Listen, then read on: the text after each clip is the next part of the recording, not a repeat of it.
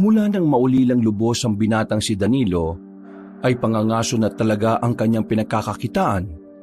Ang ganitong trabaho ay namana niya sa kanyang ama. Nung bata pa kasi siya, ay madalas siyang isinasama sa pangangaso. Kaya nang siya ay magbinata, tila naging biyasa na rin siya sa ganong klase ng gawain. Nalaman niyo na ba yung kumakalat na chismis sa lugar natin? Kalalaki mong tao, chismoso ka. Ano ba yun? Huy, puro kalokohan na naman yan siguro. Grabe naman kayo sa akin. Ganyan ba tingin niyo sa akin? Puro kalokohan lang ang alam? Sa totoo lang, oo. O sige na, sabihin mo na. Baka sakaling may mapala naman kami dyan. Si Bianca raw, buntis. Ano? Paano nabuntis Wala pa naman nangyayari sa amin Kung makapagsalita ka, akala mo naman syota mo. Di ka nga kilala nun Oo nga, feeling ko apo to bakit daw nabuntis? Malamang, nakipag-anuhan. Alangan naman makipagtitigan lang yun. May kinatagpo daw na lalaki sa Maynila. Ilang buwan bago bumalik, ayun, may laman na daw yung tiyan. Sigurado ka ba sa sinasabi mo? Baka naman, kabag lang ang laman ng tiyan yan Buntis ka raw maglilimang buwan na. Saan mo naman nalaman yung balitang yan? Di saan pa? Sa nanay niya. Pambihirang nanay yan Sariling anak chinichismis.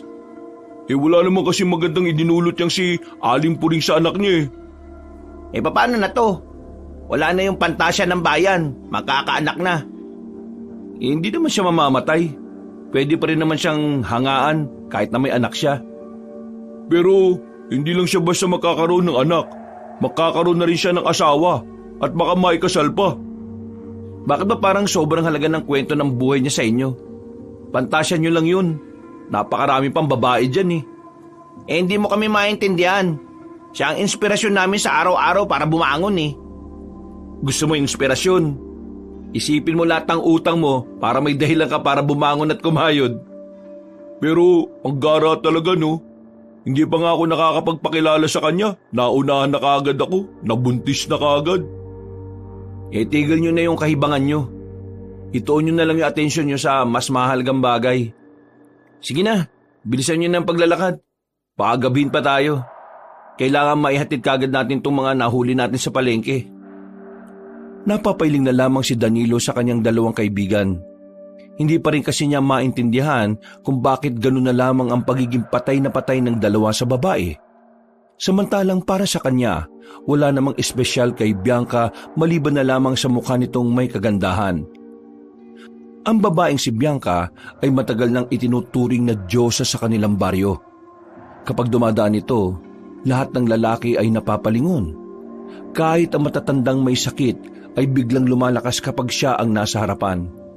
Pero iba si Danilo sa lahat. Kahit na nagagandahan din siya sa dalaga, mas lamang ang kawalan niya ng pakialam sa babaeng yun. Makalipas lang ang ilang minuto, nakarating na rin sila sa palengke. Agad nilang inabot ang kanilang mga nahuling palaka at dagang bukid. Habang binibilang kung ilan ang kanilang nahuli, nakataas ang isang kilay ng tinderang si Aling Esang. Magkano na naman yan? Baka naman ang mahal-mahal na naman yan 500 na lang po ang kilo rito sa dagang bukid. Tapos, 400 naman po dito sa palaka. Ay nako, ang mahal-mahal naman yan. Pambihira. Sa iba nga ang mura.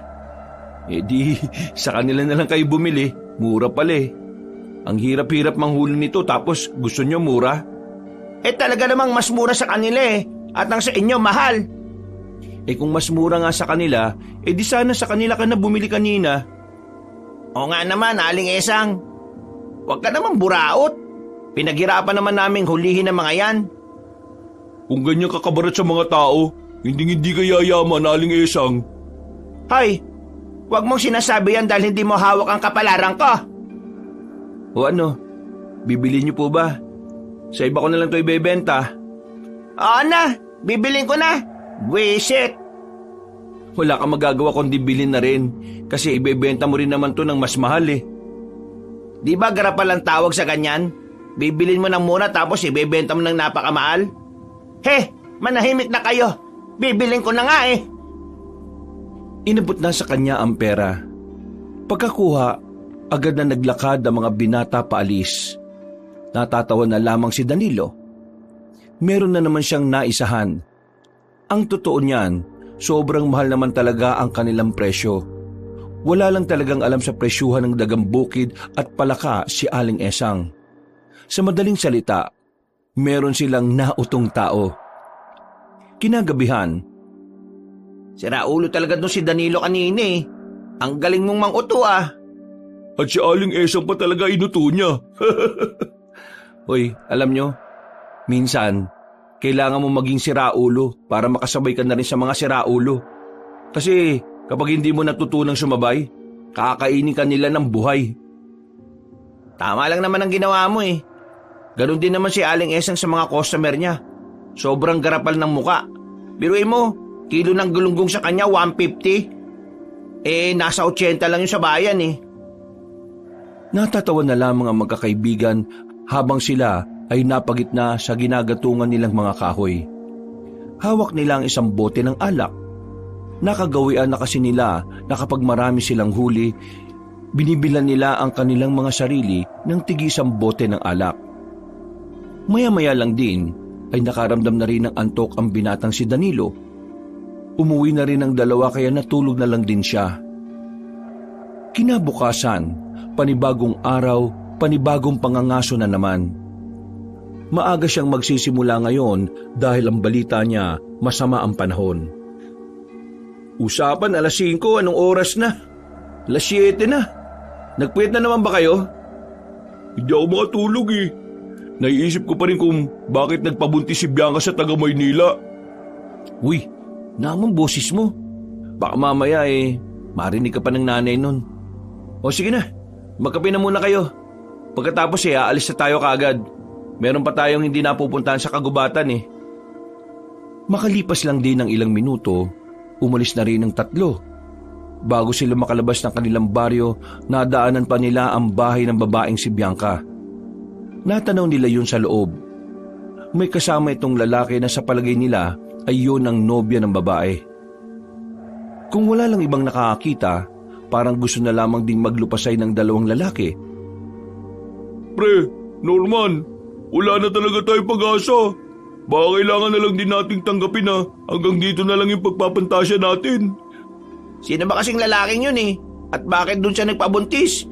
Pwede namang sa akin, huy! Tigilan nyo na yung kalokohan nyo ah. Napapailing na lamang si Danilo. Hinilan na niya ang dalawa para makaalis na rin sila. Mabilis ang kanilang lakad papunta sa paanan ng bundok. Nang makarating na sila roon, sa kanila inihanda ang kanilang mga gagamiting panghuli. Napapatingin pa si Danilo sa itaas. Nakita niyang unti-unti nang nagkulay itim ang mga ulap. Kapag umulan mamaya, mauna na kayo umuwi ah. Ha? Bakit kami mauna? Bakit ka naman magpapaiwan? Kailangan ko makarami. Kailangan ko ng pera eh. Kaya kapag umulan, umuwi na kayo. Delikado sa gubat kapag maulan eh. Alam niyo naman yun, di ba? Ano naman kung makidlatan? Kesa naman ikaw lang ang makidlatan, di ba? Isa pa, kailangan din namin ng pera. Gusto mo bang masolo lahat ng mahuhuli mo? Kasi kung yun ang gusto mo, edi sana Sira ulo. Ikaw talaga oh. Di naman yun ang iniisip ko eh. Oy Nando, kalmaan mo. Medyo hindi rin maganda yung sinabi mo eh. Pasensya na. Basta kapag umulan, alam niyo na kung anong gagawin niyo ah. Ayoko naman na mamatay kayo sa kidlat dahil lang sa sinamahan niyo ako. Pero pre, ganun din naman ang nararamdaman namin eh. Ayaw naming mamatay ka sa kidlat dahil lang iniwan ka namin. Di bahala kayo kung gusto niyo sumama. Desisyon niyo naman yan eh. Basta walang sisiyan ah. Matapos ang kanilang paghahanda, ay umalis na rin sila. Pinasok nila ang kagubatan kahit nagbabadya na ang masamang panahon. Una nilang pinuntahan ang kakahuyan. Sa parting ito kasi nila nakita ang nagkukumpulang bayawak nitong nakaraan. Pero sa pagkakataong ito ay wala na silang makita. Tanging ang mga bakas na lamang ang kanilang nadatnan. Wala na sila rito, pre. Saan naman kaya nagpunta ang mga yun?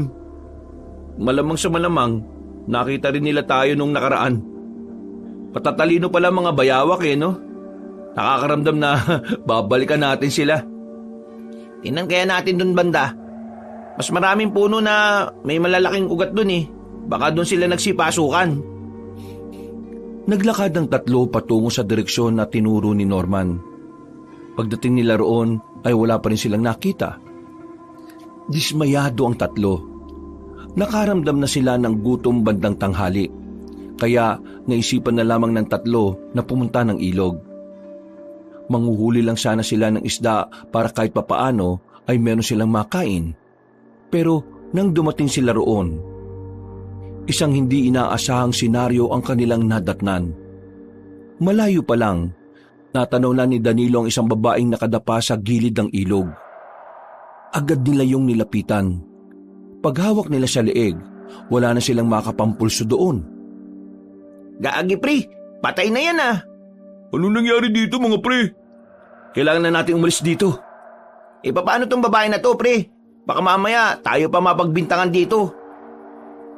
Yun na nga ang gusto kong sabihin Kapag may nakakita sa atin dito, baka tayo ang isipin pumatay sa babaeng yan. Kaya mas maganda nang umalis na kagad tayo. Bago maglakad palayo, tiningnan na muna ni Danilo ang babae. May kaputian yun. Makinis ang balat at sexy. Nakadapa nga lang ang babae kaya hindi niya gaanong makita ang mukha. Mabilis nilang nilisan ang lugar. Aminin man nila o hindi, kakaibang kaba na rin ang dumadaloy sa kanilang sistema. Yung kasi ang unang pagkakataon na may nakita silang bangkay sa kanilang paglalakbay. Kung magsumbong na lang kaya tayo sa mga pulis, para naman malaman din ng pamilya ng babaeng yun yung nangyari sa kanya. Hindi nga pwede. Paano kung tayo ang paghinalaan ng mga pulis? May punto siya, Norman. Ako man din, natatakot. Baka mamaya, kung magsabi tayo sa kapulisan, tayo naman ang pangunahing suspect nila. Ang mabuti pa, umuwi na lang muna tayo. Pero, saan na pala tayo dadaan? Ibang daan na itong napuntahan natin Hindi niyo ba natatandaan? Bakit? Hindi mo rin ba natatandaan? Magtatanong ba ako kung natandaan ko? Dito na lang, baka dito may daan. May bakas ng daanan Kahit na walang kasiguraduhan kung saan sila dadalhin ng daan na yon, ay sinubukan na lang din nila. Ang kaso nga lang, habang nasa kasagsagan sila ng paglalakad, ay bigla na lamang bumuhos ang malakas na ulan. Wala silang choice kundi ang maghanap ng masisilungan. Malas Sino ba may balat sa inyo sa puwet? Hindi ako sa singit yung sa akin Lalong hindi rin naman ako. Wala naman akong balat sa puwet Mahirapan tayo makabalik nito sa atin. Ilang tsansa ba para matamaan ng kidlat? Anong klaseng tanong yan? Kapag tumila ng bahagya ang ulan, saka na tayo lalabas dito. Walang nagawa ang tatlong binata. Nanatili lamang sila roon. Hindi na nila alam ang kanilang gagawin. Masyadong malakas ang ulan. Sinasabayan pa ng malalakas na pagkulog at pagkidlat. Inabot na nga sila ng gabi habang nakasilong sila sa ilalim ng punong sampalok. Buryong na ang tatlo. Kahit gustuin man nilang umalis, ay hindi rin naman nila magawa. Kung takbuhin na lang natin.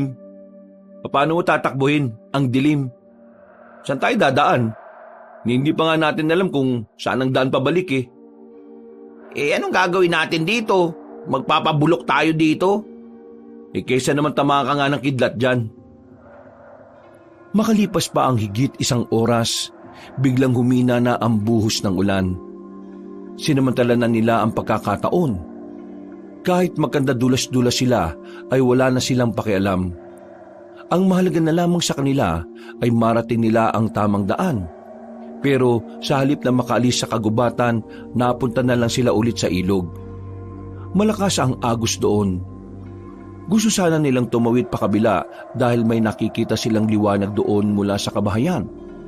Pero nang papalapit na sila sa ilog, Laking gulat nila nang meron silang masaging katawan. Pagtingin nila sa baba, isa na namang babae. At ang babaeng yon ay ang babaeng kanilang nakita. Ito rin yata yung kanina. Danilo, anong gagawin natin? Mukhang sinyalis na to na parang may gagawin talaga tayo eh. Anong sinyalis? Tinangay lang yan papunta rito. Wala tayong gagawin dyan.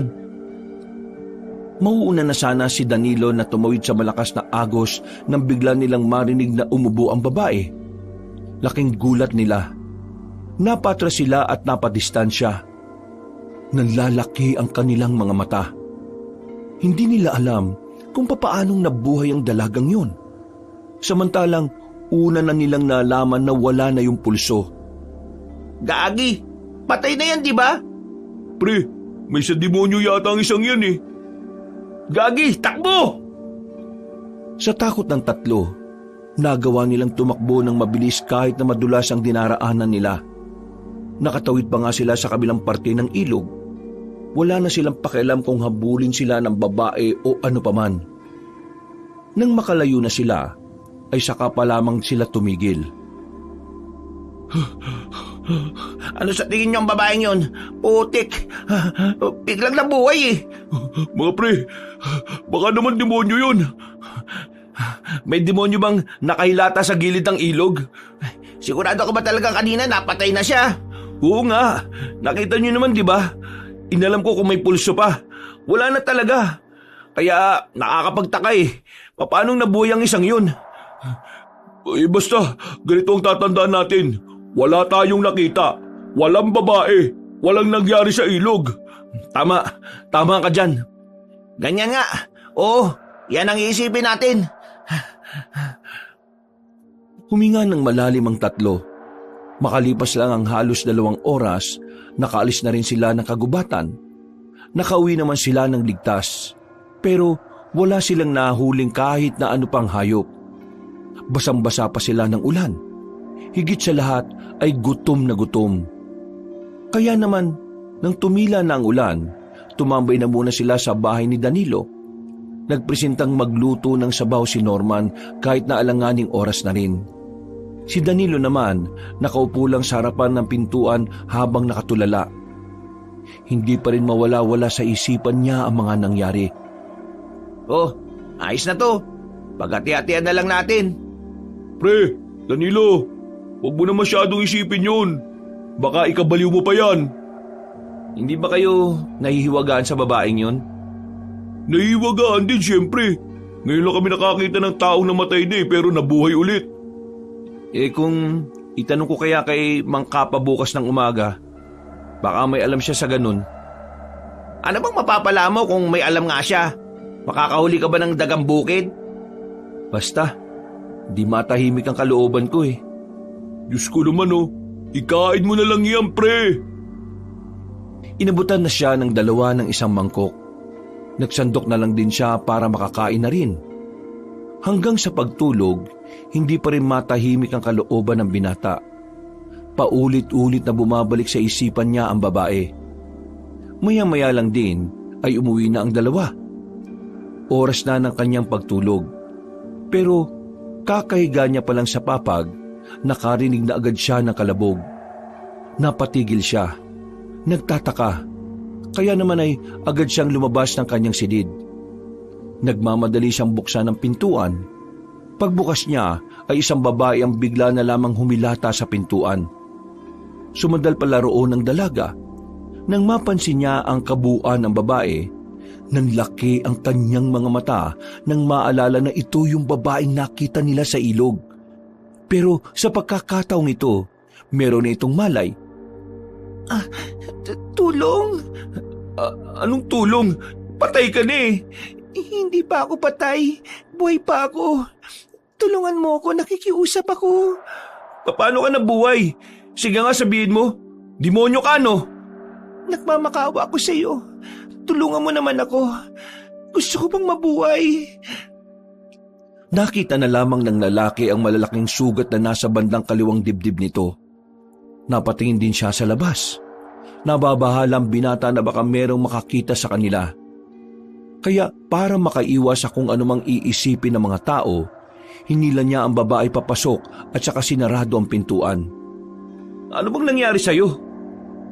Bigla na namang nawalan ng malay ang babae. Noong mga oras na yon, mas lalo na siyang kinabahan. Natataranta siya. Hindi niya alam ang kanyang gagawin. Kaya naman, lumabas siya ulit at pinuntahan ng dalawang lalaking kaibigan. Pero sa kasamaang palad, nakatulog na agad ang dalawa. Bumalik na naman siya sa kanila. Nasa sahig pa rin ang babae. Kahit natatakot at nababahala siya roon, sinubukan na rin niyang iayos ang babae. Hiniga niya ito sa papag. At sa hindi inaasahang pagkakataon, napatingin siya sa katawan nito. Basang-basa kasi ang katawan ng babae kaya bumabakat ang katawan nito. Pilit niyang binubura sa isipan ng pagnanasa. Nakatuon lamang siya kung ano ang gagawin sa babae at sa sugat nitong kitang-kita niya na nasa itaas ng kaliwang dibdib. Ay naku, pambirang buhay naman to, Lord, oh. Ang dami ko nang iniisip. Bakit idinagdag niyo pa ito? Kumuha na lamang siya ng panlinis sa sugat. Kahit nakakaunti lang ang kaalaman niya sa paglilinis ng sugat, sinubukan niya pa rin. Nakokonsensya kasi siya sa oras na may mangyaring masama sa babae tapos wala siyang ginawa. Agad na nilinisan ni Danilo ang sugat ng dalaga. Matapos yun, ang naging problema naman niya ay kung papaano ito papalitan ng suot. Basang-basa na rin kasi ang papag niya. Lord, wala akong gagawing kasalanan ha. Nagbabagandang loob lang ako. Pinikit na lamang niya ang kanyang mga mata. Nang akmang aalisin na niya ang damit ng babae, napadilat siya nang bigla siya nitong hawakan sa kamay. Namimilog ang mga mata niyang nakatingin doon. Nagtama ang kanilang paningin. Wag, ako na. Kaya mo na bang kumilos? Maraming salamat sa paggamot sa sugat ko. Kaya ko nang gumalaw. Sige na. Magpalit ka na ng damit.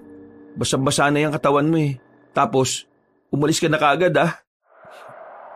Sandaling lumabas si Danilo. Pagbalik niya ay suot na ng babae ang kanyang malaking damit. Pero nanatili lang yon sa ibabaw ng kanyang papag. Nakatingin na parabang hindi alam ang gagawin. Oh, alis na. Baka mamaya ay mapahamak pa ako dahil sa'yo eh. Pwede bang dito na muna ako? Ha? Anong sinabi mo? Kung pwede lang na dito na muna ako. Wala kasi akong mauuwian eh. Teka nga. Tagasan ka ba? Ano ba nangyari sa'yo at bakit may sugat ka? Taga Baryo Swangit ako. Ang baryo na kung saan puro pangit ang nakatira maliban sa akin. Ang pinagsasabi mo, niloloko mo ba ako? Hindi. Doon naman talaga ako nakatira eh. Bakit ba ayaw mong maniwala? Tinatanong mo pa talaga ako kung bakit ayaw kong maniwala. Sino ka ba para pagkatiwalaan ko? Hindi nga kita kilala eh. Hindi ko nga rin alam kung paano mo ako nasundan dito eh. Hindi ko rin naman alam na dito ka nakatira.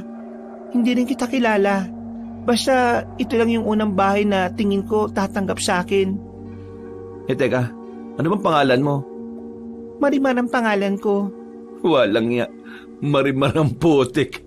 Pangalan ng bida sa TV series yan ah. Seryoso ka ba? Yun nga ang pangalan ko. Bakit ba ayaw mong maniwala? Talagang tinatanong mo pa ako ulit ha? Tulungan mo na ako. Wala na akong ibang mapupuntahan eh. Ay nako, mabuti pa bumalik ka na lang sa baryo ninyo. Yun ang dapat mong puntahan. Huwag mo akong pestehin no. Natulungan na kita kaya wala ka ng dahilan para manatili pa rito. Ang sama mo naman. Anong masamang pinagsasabi mo? Ayaw ko lang madamay kung anong nangyari sa'yo. Hinahabol ako ng masasamang tao. Kinidnap nila ako. Balak nila akong dalhin sa Maynila para ibenta sa mayayaman. Tingnan mo naman kasi, ang ganda-ganda ko. Kaya hindi na nakakapagtaka na may magtangka sa akin ng ganon. Hindi ko alam kung bakit sa dami ng tao, ako pa talaga, hindi naman din naman ako mayaman. Hindi ka nga mayaman. Ang yabang mo naman. Pero naniniwala ka sa akin. Hindi. Tingin ko sa'yo, para ka may ginawang masama tapos tumakas ka lang eh. Totoo naman talaga na tumakas lang ako. Pero Hindi naman dahil may ginawa kong masama, kundi dahil sa kasamaan na ginawa sa akin. Mukha namang ayos ka na rin naman eh. Kaya pwede ka na sigurong umalis. Sige na, labas na. Matitis mo bang maglakad sa labas ang isang babaeng gaya ko sa kailaliman ng gabi? Ay nako, hindi mo ako makokonsensya no? Labas na! Hinila ni Danilo ang babae, pero bigla na lamang dumugo ang sugat nito. Dahil dito ay nakaramdam ulit ng sakit ang dalaga. Dahilan para tablan na siya ng kanyang konsensya. Napapakamot na lamang siya sa ulo ng alalayan niya ito. Ay naku, pambira naman talaga oh. Sige na, nakikiusap ako sa iyo. Hayaan mo na muna ako dito. Alam ko naman na hindi ka masamang tao eh. Nararamdaman ko na may kabutihan ka rin sa puso mo. Hindi na nagsalita pa si Danilo. Kapag tumitingin siya sa mukha ng babae, parang natutunaw ang puso niya. Para bang wala siyang ibang magagawa kundi ang sang-ayunan na lang ang sinasabi nito. Dahil sa muling pagdugo ng sugat ng dalaga, napilitan na lamang ang binata sa gusto nito. O sige na. Papayagan na kita. Pero ngayon lang ha. Ngayon lang? Anong gusto mo? Habang buhay kang nandito hindi nga kita kilala. Kahit sana kapag kaya ko nang bumalik sa amin, nakikiusap ako sa iyo. Hindi nga pwede. Kapag nakita ka ng ibang tao dito sa amin baka isipin pa nilang makasintahan tayo. Ano naman? Wala ka naman yatang ibang kasintahan eh. Magdali-dali lang magsalita sa iyo no? Palibasa, hindi imahe mo masisira. Bakit? Sikat ka ba rito? Ewan ko sa iyo. Patulog ko na nga lang dyan. Magpapahinga na ako. Pwede bang doon ako sa kwarto mo? Malamig dito sa papag na to eh. O sige na, doon ka na. Dami pang sat-sat. Hindi mo ba ako aalalayan? Hindi no. Ano ba kita? Isa pa, kaya mo naman ng maglakad eh. Sige na, ako na lang mag-isa. Ayaw na rin naman kitang maabala pa. Sus, ewan ko sa'yo. Marahang naglakad ang babae patungo sa pintuan ng kanyang silid. Nang makapasok na yun sa loob, ay agad niyang isinara ang pinto. Napabuntong hininga na lamang ang binata. Hindi siya makapaniwala sa sarili niya na nagawa niyang magpatuloy ng tao sa bahay niya kahit hindi naman niya kilala. Kahit na meron siyang pag-aalinlangan, para bang meron ding parte ng kanyang utak na hindi niya kayang pabayaan ng babae. Humiga na lamang siya. Bigla na lang din siyang inantok. Sumapit ang kinaumagahan. Nagtataka siya kung bakit ang dami niyang naririnig na boses mula sa labas. Parang mga bulong-bulungan pero malakas. Napabangon siya. Tumingin siya sa silid niya. Nakasarado pa naman ang pintuan, kaya akala niya natutulog pa rin ang dalaga. Paglabas niya ng bahay, nakikita niya si Marimar. Nagsasalang na at mayroon ng pinapakuluan. Habang ang mga kalalakihan naman sa tapat ng kanyang bahay ay nakatambay doon. May mga kasama ring mga tsismosa. Ay! Magsilayas nga kayo sa tapat ng bahay ko. Ang iingay nyo kay aga-aga. Ay, ikaw Danilo. Hindi mo naman sinabi na may asawa ka palang maganda at sobrang sexy. Asawa?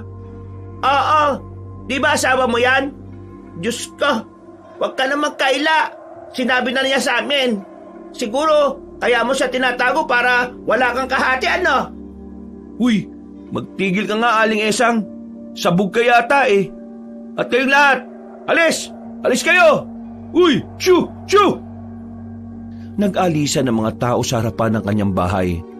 Nang maglakad na palayo ang mga yon, agad namang nilapitan ni Danilo ang babaeng si Marimar na parang walang alam sa nangyayari.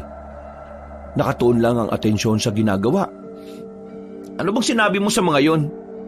Sinabi ko na mag-asawa tayo. Baliw ka ba? Bakit mo sinabi sa kanila ng ganon? Paano kapag naniwala silang lahat? Di mas maganda. Ano?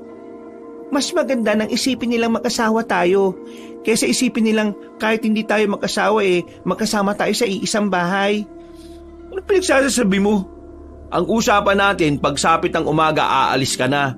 Pero bakit nandito ka pa? At gumawa ka pa talaga ng eksena? hindi mo na ako pwedeng paalisin. At bakit hindi? Kapag pinalis mo ko, masisira ang imahe mo. Iisipin nilang pinalayas mo ang asawa mo. Pinlano mo to, no? Sabihin mo nga. Hindi. Bakit ko naman gagawin yun? Tinulungan mo na nga ako tapos gagawin ko pa yun sa'yo. Yun na nga eh. Tinulungan na kita, kaya bakit mo pa rin ako ginugulo? Hindi naman kita ginugulo. Ikaw lang naman ang nag-iisip niyan eh. Tutulungan din kita. Tingnan mo, marunong ako magluto. Eh sino bang nagsabi sa'yo na magluto ka?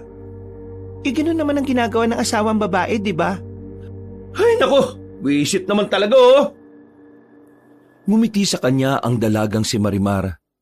Sa ganda ng ngiti nito, ay sa malayo na lamang siya napatingin. Hindi niya alam kung bakit nakaramdam siya ng kaba. Kaba na hindi niya naman alam kung saan nagmumula. Hindi na nakapagmaktol pa ang binata. Nanahimik na lamang siya sa loob habang hinihintay na matapos ang ginagawa ng babae. Maya-maya pa, nakaisip siyang lumabas. Bibili siya ng sarili niyang pagkain.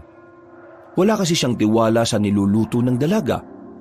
Sa isip niya, baka may gayuma yon o kaya naman lason. Habang naglalakad, aksidente niyang narinig ang pakikipag-usap ng isang matandang lalaki gamit ang dipindot nitong cellphone. Naintriga ang binata kaya nagtago muna siya sa gilid. Bantayan niyo ang area. Malakas ang kutob ko na nandyan lang ang mga aswang na yan. Hindi tayo papayag na makalusot ang mga yan. Delikado sila. Malaking problema yan kung makakaabot yan dito sa atin. Sige na. Tawagan niyo na lang ako mamaya kapag may balita na ulit. Nang marinig yun ni Danilo, ay bahagya siyang nagtaka. Hindi niya kasi inakala na pinupuntirya rin pala ng albularyong si Kapa ang mga nilalang na yon. Ang pagkakaalam niya lang kasi ay manggagamot lang ito at nagpapalayas ng masasamang espiritu. Aalis na sana siya pero hindi niya inaasahan na alam pala ni Mang Kapa na naroon siya. Kung ano man ang narinig mo, wag mo muna ipagsasabi sa iba. Naintindihan mo ba ako? Ho? Wala naman po akong narinig eh. Bakit, bingi ka ba? Hindi naman po. Di ba'y narinig ka? Opo eh. Hindi pwede malaman to ng iba ha. Hindi pa namin alam kung sino ang kalaban kaya walang makakalabas muna na impormasyon. Hindi ko po talaga alam ang sinasabi niyo eh. Pero ano po bang nangyayari? Hindi ko pwedeng sabihin sa iyo dahil hindi ka naman konektado rito. Ang gagawin mo lang naman ay manahimik. Yun lang. Totoo po pala talaga mga aswang ano? Oo, totoo sila. Hindi mo ba alam yun? Hindi po eh. Ngayon ko lang din narinig. Tapos galing pa sa inyo kaya naniwala na kaagad ako. Totoo ang mga aswang. At hindi mo malalaman kung sino sila. Kaya ikaw, dahil sinabi ko na rin naman sa iyo, mag-iingat ka. Tandaan mo ha, ang mga taong may alam, mas mabilis na namamatay. Mang Kapa naman, lakas manakot eh. Hindi kita tinatakot. Binibigyan lang kita ng ideya na minsan mas maganda ng tawagin kang mangmang kaysa tawagin kang testigo. Naglakad na rin palayo ang matandang si Mang Kapa. Napakamot na lamang sa ulo si Danilo. Aminadong kinakabahan din siya sa sinabi na matanda. Hindi niya maiwasang hindi paniwalaan ang sinasabi nito. Mula pa kasi nung bata siya, idolo na niya ang matanda sa maraming bagay. Ito rin ang nag-alaga sa kanya nung nawala ng 1 buwan ang kanyang mga magulang. Aswang? Totoo ang aswang? Diyos ko, paano kung mapadpad nga sila rito? Baka mamaya maraming mapahamak dito. Ay nako, pambirang buhay to. Hindi na matahimik. Tumuloy na lamang siya sa kanyang pupuntahan. Nakabalik naman siya sa kanilang bahay na daladala ang pagkaing binili. Pero pagpasok niya, nakita niyang nakahain na ang mga pagkain sa lamesa. Maayos ang pagkakahain. Talagang pinaghandaan. Sa hindi malamang dahilan, nahiya siyang ipakita ang binili niya. Lihim niya itong inihagi sa gilid. Ikaw ang lahat ng nagluto nito? Lahat ka naman. Para naman ang dami nito. 2 putahe lang naman yan eh. Bagoong yung isa naman sinigang na hipon. Kinuha ko yung hipon na nakaimbak doon. Hindi ko naman sinabing iluto mo yun eh. Pulutan namin ng mga kaibigan ko yun. Mas masarap kung gagawin mong ulam. Kapag hindi ito masarap Tinikman ng binata ang niluto ni Marimar. Pagtikim niya, muntikan na niyang makalimutan ang kanyang pangalan. Muntikan na niyang akalain na totoong asawa niya ang dalaga. Napatingin siya sa mukha ni Marimar. Nakangiti ito sa kanya. Para siyang mababaliw habang pinagmamasdan ang ngiti ng babae. Sa buong buhay niya, ito ang unang pagkakataon na nakakita siya ng ganong kagandang mukha. Nilapag niya ang kutsara. Nagtaka naman si Marimar. Hindi ba masarap? May iniligay kang gayuma dito, no? Ha? Anong gayuma? Bakit ganito to kasarap? Kahit mukhang hindi naman. Ano ginawa mo? Malamang, nagluto. Ayoko na nito. Oh, bakit naman? Baka mamaya kung ano pang mangyari sa akin. O sige, kung ayaw mo pang kumain, ilagay mo na lang muna dyan. Ako na lang ang kakain. Tumayo si Danilo at nagtungo sa kanyang silid. Pero ang totoo, hindi lang talaga siya makapaniwala na masarap ang luto ng babaeng hindi naman niya kilala. Siguro magaling siyang chef. O kaya sikat siyang chef sa Maynila. Hindi eh. Baka mamaya tsamba niya lang yun eh. Halos isang oras ding nagmukmok ang lalaki sa kanyang silid. Nabulabog naman siya nang biglang dumating ang kanyang dalawang kaibigan. Masamang balita ang daladala ng dalawa kaya agad siyang napabangon. Ano bang problema nyo? Para kayo nakakita ng multo Pre, si Bianca. Pambihira, si Bianca na naman. Pre, wala na si Bianca. Malamang, pupunta ng Maynila yun at sasama na siya nakabuntis sa kanya. Hindi yun, pre. Ano ba kasi yun? Si Bianca wala na. Patay na. Patay lang pala eh. Ano? Patay na si Bianca? Umalis daw yung kagabi kasama nung nakabuntis sa kanya. Sumakay ng tricycle. Tapos kanina lang umaga, natagpuan yung tricycle. Patay yung driver. Yung lalaki nakabuntis sa kanya, pati na rin si Bianca. Patay silang lahat. Ha? Sino namang tarantadong gagawa nun? Ang sabi nila, inatake raw ng aswang eh. Si Bianca raw talaga ang puntirya. Pero dahil lumaban yung lalaki at yung driver, ayun, nadali rin sila. Nangyayari na yata. Ang alin? Ha? Wala. Ayun, nangyari na. Napahamak sila. Dapat kasi di sila nalabas ng gabi. Awawa naman si Bianca, pre. Pati yung anak nila. Kung alam ko lang na mangyayari yun sa kanila, hindi sana pinigilan ko sila. Hindi ka naman nila close, no? Sabay-sabay silang napatingin sa kabilang papag nang marinig nilang humikab ang babaeng si Marimar. Nagulat si Nando at Norman sa kanilang nakita. Namukhaan kasi nila ang babaeng yun. Uy, pre! Anong ginagawa ng babaeng yan dito? Di ba yan yung nasa ilog? Ha? Oo. Kunwari ka ba na ayaw mo? Gusto mo lang palang suluin. Uy, si Raulo. Pakinggan niyo muna ako, no? O sige, magpaliwanag ka nga. Magsasalita na sana ang lalaki nang biglang bumangon ang babaeng si Marimar. Nakangiti yun sa kanila. Kahit ang dalawa ay nakaramdam din ng pagkailang at hiya. Sadyang napakaganda naman kasi talaga ni Marimar. Parang nagliliwanag ang kagandahan nito. Magandang umaga sa inyo. Ako nga pala si Marimar. Ako ang asawa ni Danilo. Ano? Asawa? Pre, anong asawa? Niloloko mo ba kami?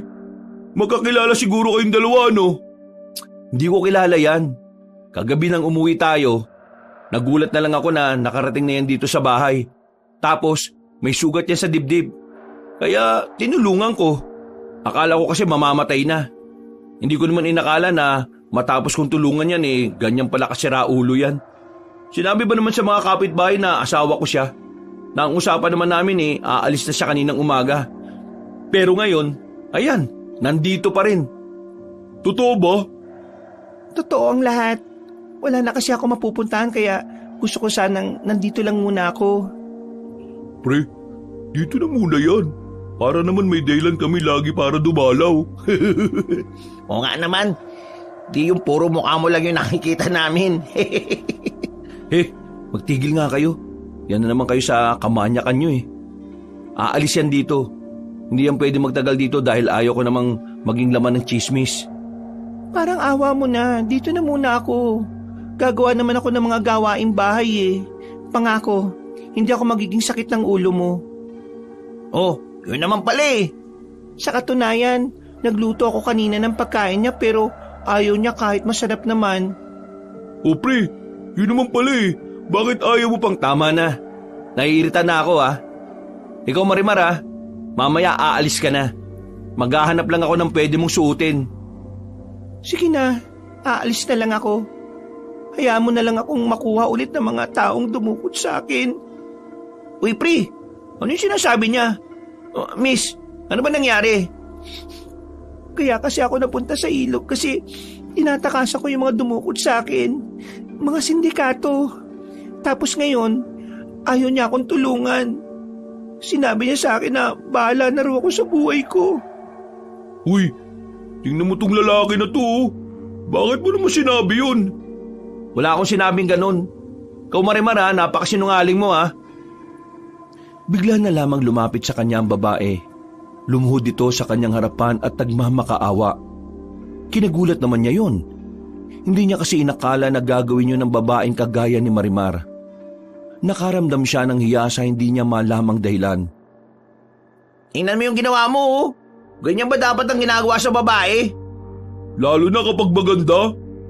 Diyos ko naman. O sige na, tumayo ka na. Anong sige na? Dumito ka na muna sa bahay hanggat hindi mo pa kayang umuwi sa inyo. Talaga? Pero ito lang ang ayaw ko ah. Ayaw ko ng makalat. Ayaw ko ng maingay. Ayaw ko ng tamad na tao. Isa pa, ayaw kong ipagkalat mo na asawa mo ko. Nasabi ko na eh. Di bawiin mo. Anong sasabihin ko? Sabihin mong hindi kita kaano-ano. Uy, mag-isip ka nga. Sasabihin mong di kayo magkaano-ano ano na lang ang iisipin nila at nandito yan sa bahay mo. Mismo. Ikaw nga mag-isip pre. Napapakamot na lamang sa ulo si Danilo. Pakiramdam niya ay napagkakaisan siya ng mga iyon. Kaya sa dulo, wala rin siyang nagawa. Hindi rin maintindihan kung bakit parang hindi niya kayang tanggihan ng babaeng si Marimar. Tumingin lang siya sa mata nito at para na siyang nanghihina. Nagtagumpay ang tatlo sa kanilang kagustuhan na manatili ang babae sa bahay na yon. Tuwang-tuwa si Norman at Nando dahil sa wakas meron na naman silang bagong pinagpapantasyahan. Pero si Danilo hindi niya magawang matuwa. Hindi dahil ayaw niyang naroon ng babae, kundi dahil sa mga naiisip niya. Pakiramdam niya kasi hindi tama na magkasama sila ni Marimar sa iisang bahay. Lalo na't meron na siyang nalalaman sa sinabi ni Mang Kapa. Kinagabihan, Huwag ka nang kumilos, ako nang bahala magluto. Ang kailangan ko lang hindi kita inuutusan, no? Ayaw ba kung ako na ang gagawa? Hindi kita inuutusan eh. Pinapaalala ko lang na kahit hindi kita utusan, gumawa ka pa rin sa pamamahay ko, ha? Oo naman. Hindi mo naman kailangang ipaalala eh. Alam ko naman ang responsibilidad ko bilang asawa mo. Sumakit ang ulo ni Danilo kay Marimar. Sinabayan pa ito ng panggagatong ng dalawang binata. Kaya hindi pa man natatapos ang araw, pakiramdam ni Danilo na puputi na ang buhok niya dahil sa sobrang konsumisyon. Pero sa tuwing titingnan niya ang babae, hindi niya may paliwanag kung bakit parang hindi niya kayang magalit dito. Samantalang hindi naman niya ito kilala. Wala man lang nga siyang ideya kung ano ang pinagmulan nito. Maliban na lamang sa kwento ng babae na agad naman nilang pinaniwalaan. Makalipas ang ilang araw, linggo at dumating na nga rin ang buwan, nanatili pa rin ang dalaga sa kanyang bahay. Maging siya ay hindi rin makapaniwala na tila magiging parte na rin ng sistema niya si Marimar. Naging mabuti naman din kasi si Marimar sa kanya. Mula nang dumating ito, naging madali ang buhay niya sa loob ng bahay. Si Marimar na rin kasi ang gumagawa ng lahat. Darating na lang siya para kumain. Marami na nga rin ang nagsasabing mabuting asawa ang babae. Kanina ka pa narito, hindi mo man lang inayos tong mga naglaglagan. Galit ang babae nang dumating ito galing sa labas. Habang si Danilo naman nakaupo lang sa harapan ng lamesa kasama ang dalawa nitong kaibigan. Oh, tingnan mo. Galit yung asawa mo, oh. Yung kasing tamad-tamad. Amad, asawa ni. Hoy, tumigil nga kayong dalawa. Wala ako sa mood ah. Ikaw pa ngayon ang wala sa mood. Ako na nga ang gumagawa ng lahat eh. Aayusin mo lang naman yung mga nagbagsakang kaldero. Sino nagsabi na kumilos ka rito? Inutusan ba kita? Matagal na kitang pinapalis dito pero ayaw mo. Tapos ngayon aangal ka na ikaw lahat gumagawa dito. Huwag mong gawin kung ayaw mo. Ganun lang naman kasimple. Nagulat si Nando at Norman sa sinabing yun ni Danilo. Ramdam nila ang pagkapiko ng lalaki. Si Marimar naman ay hindi na lamang nagsalita. Pumunta na lamang sa labas para makapagluto. Sa inis niya ay iniwan niya ang mga tao sa bahay niya. Hindi niya alam kung saan siya pupunta. Basta naglalakad lang siya at wala siyang pakialam sa paligid niya. Banas na kasi siya kay Marimar. Hindi niya naman magawang palayasin ng totoo. Hanggang salita lang siya. Ayaw niya pang aminin sa sarili niya na sa mga nakalipas na araw, unti-unti na rin siyang nahuhulog sa dalaga. Hindi niya lamang yung pinapahalata. Ariko, atuto ko kasing tumingin sa dinaraanan mo. Ang laki-laki ko hindi mo ko nakita. Ikaw nga rin hindi mo ko nakita eh. Nakita kita. Nakita mo naman pala ako, bakit hindi ikaw ang umilag? Kasi gusto kong malaman mo na hindi ka nakatingin. Ha? Huwag mo kong kabalahin. Meron ako hinahanap. Sige na. Labo naman ng matandang yun. Napapailing na lamang si Danilo sa inasal na matandang lalaki. Ipinagpatuloy na lamang niya ang kanyang paglalakad hanggang sa makabalik na nga siya sa bahay niya. Tapos nang magluto si Marimar pero hindi niya yun nakita sa bakuran. Pagpasok naman niya ng bahay, wala sa sala, nakasarado ang kwarto niya kaya inisip niyang naroon yun. Pagtulak niya ng pinto, nakita niya si Marimar na nasa sulok, nanginginig sa takot, nakasaklob ng kumot. Hindi niya alam kung anong problema ng dalaga, pero base sa kanyang nakikita, para itong takot na takot. Hoy, anong nangyayari sa'yo? Huwag mo ako sasaktan. Uy, di kita sasaktan no? Lumayo ka sa akin sa bulay. Lumayo ka. Hindi ako si Sabulay, ano ba pinagsasabi mo? Nilapitan ni Danilo ang babae. Marahan niyang inalis ang kumot na nakasaklob dito. Pagtingin niya kay Marimar, kita niyang marami na itong sugat sa kamay. Mahaba ang kuko at ang mga mata nito ay namumula. Nagtataka ang lalaking si Danilo kung bakit nagkaganon ng babae, pero may nahon niya itong kinausap. Marimar, ano ba nangyayari sa'yo? Sabihin mo nga sa akin. Danilo? Oo, ako nga ito, si Danilo. Walang ano-ano, bigla na lamang yumakap ang dalaga kay Danilo. Iyak ito ng iyak, pero agad na kumala si Danilo sa kanya. Sabihin mo nga sa akin kung ano nangyayari. Yung humahabol sa akin, nakita ko siya sa lugar na ito. Ano? Teka, nakita ka ba niya? Tingin ko hindi. Isumbong na natin sa kinauukulan. Baka naman... Wag, ayos na ako. Hindi na ako natatakot. Basta, nandito ka na. Ha? Mapanganib sila eh. Wag na. Ayokong may mangyaring masama sa'yo. Kaya nga para walang mangyaring masama, sabi mo sa akin kung sino... Hindi na. Pakiusap, wag na. Huminga na lamang ng malalim ang binatang si Danilo. Naupo na lamang ito sa kama. Napansin din kasi niya ang kalungkutan sa mata ng babae. Pakiramdam niya ay nararamdaman niya rin yun. Wag ka munang lalabas ng ilang araw ha. Kailangan mo mag-ingat kung talagang nakita mo rito yung taong yun. Kung hindi mo pa kayang sabihin kung sino siya, naiintindihan ko. Sabihin mo na lang sa akin kapag handa ka na. Tumango na lamang si Marimar. Lumabas na rin ang silid ang lalaki. Nung gabing yun, Aminado siyang nag-aalala rin siya para kay Marimar. Kaya pagkatapos nilang kumain, pinapasok na niya ito agad sa kwarto. Humiga na rin ang binatang si Danilo. Maya-maya lang din ay nakaramdam na siya ng antok. Kinaumagahan ay maaga siyang nagising. Bago siya bumangon, natanaw na kagad niya na bahagyang nakabukas ang pintuan ng kanyang silid. Pagtingin niya sa loob, wala roon si Marimar. Nang tumingin din siya sa labas, wala rin yun. Naghintay siya ng ilang minuto sa pag-aakalang may binili lamang ang babae. Pero umabot na siya ng 1 oras ay wala pa ring lumilitaw na Marimar. Baka naman may pinuntahan lang, pre. O baka bumili lang. Kung may pupuntahan yun, magpapaalam yun sa akin. Kung may bibili naman, hindi naman yung tatagal ng 1 oras. Nasaan yun? Baka naman may koneksyon to sa kinakwento mong nakita niya yung naghahanap sa kanya. Ang hinala ko nga, umalis siya para hindi na ako madamay sa gulo.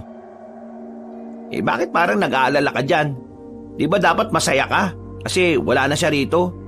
Kasi yun naman ang gusto mo, di ba, nung una pa lang? Yun na nga.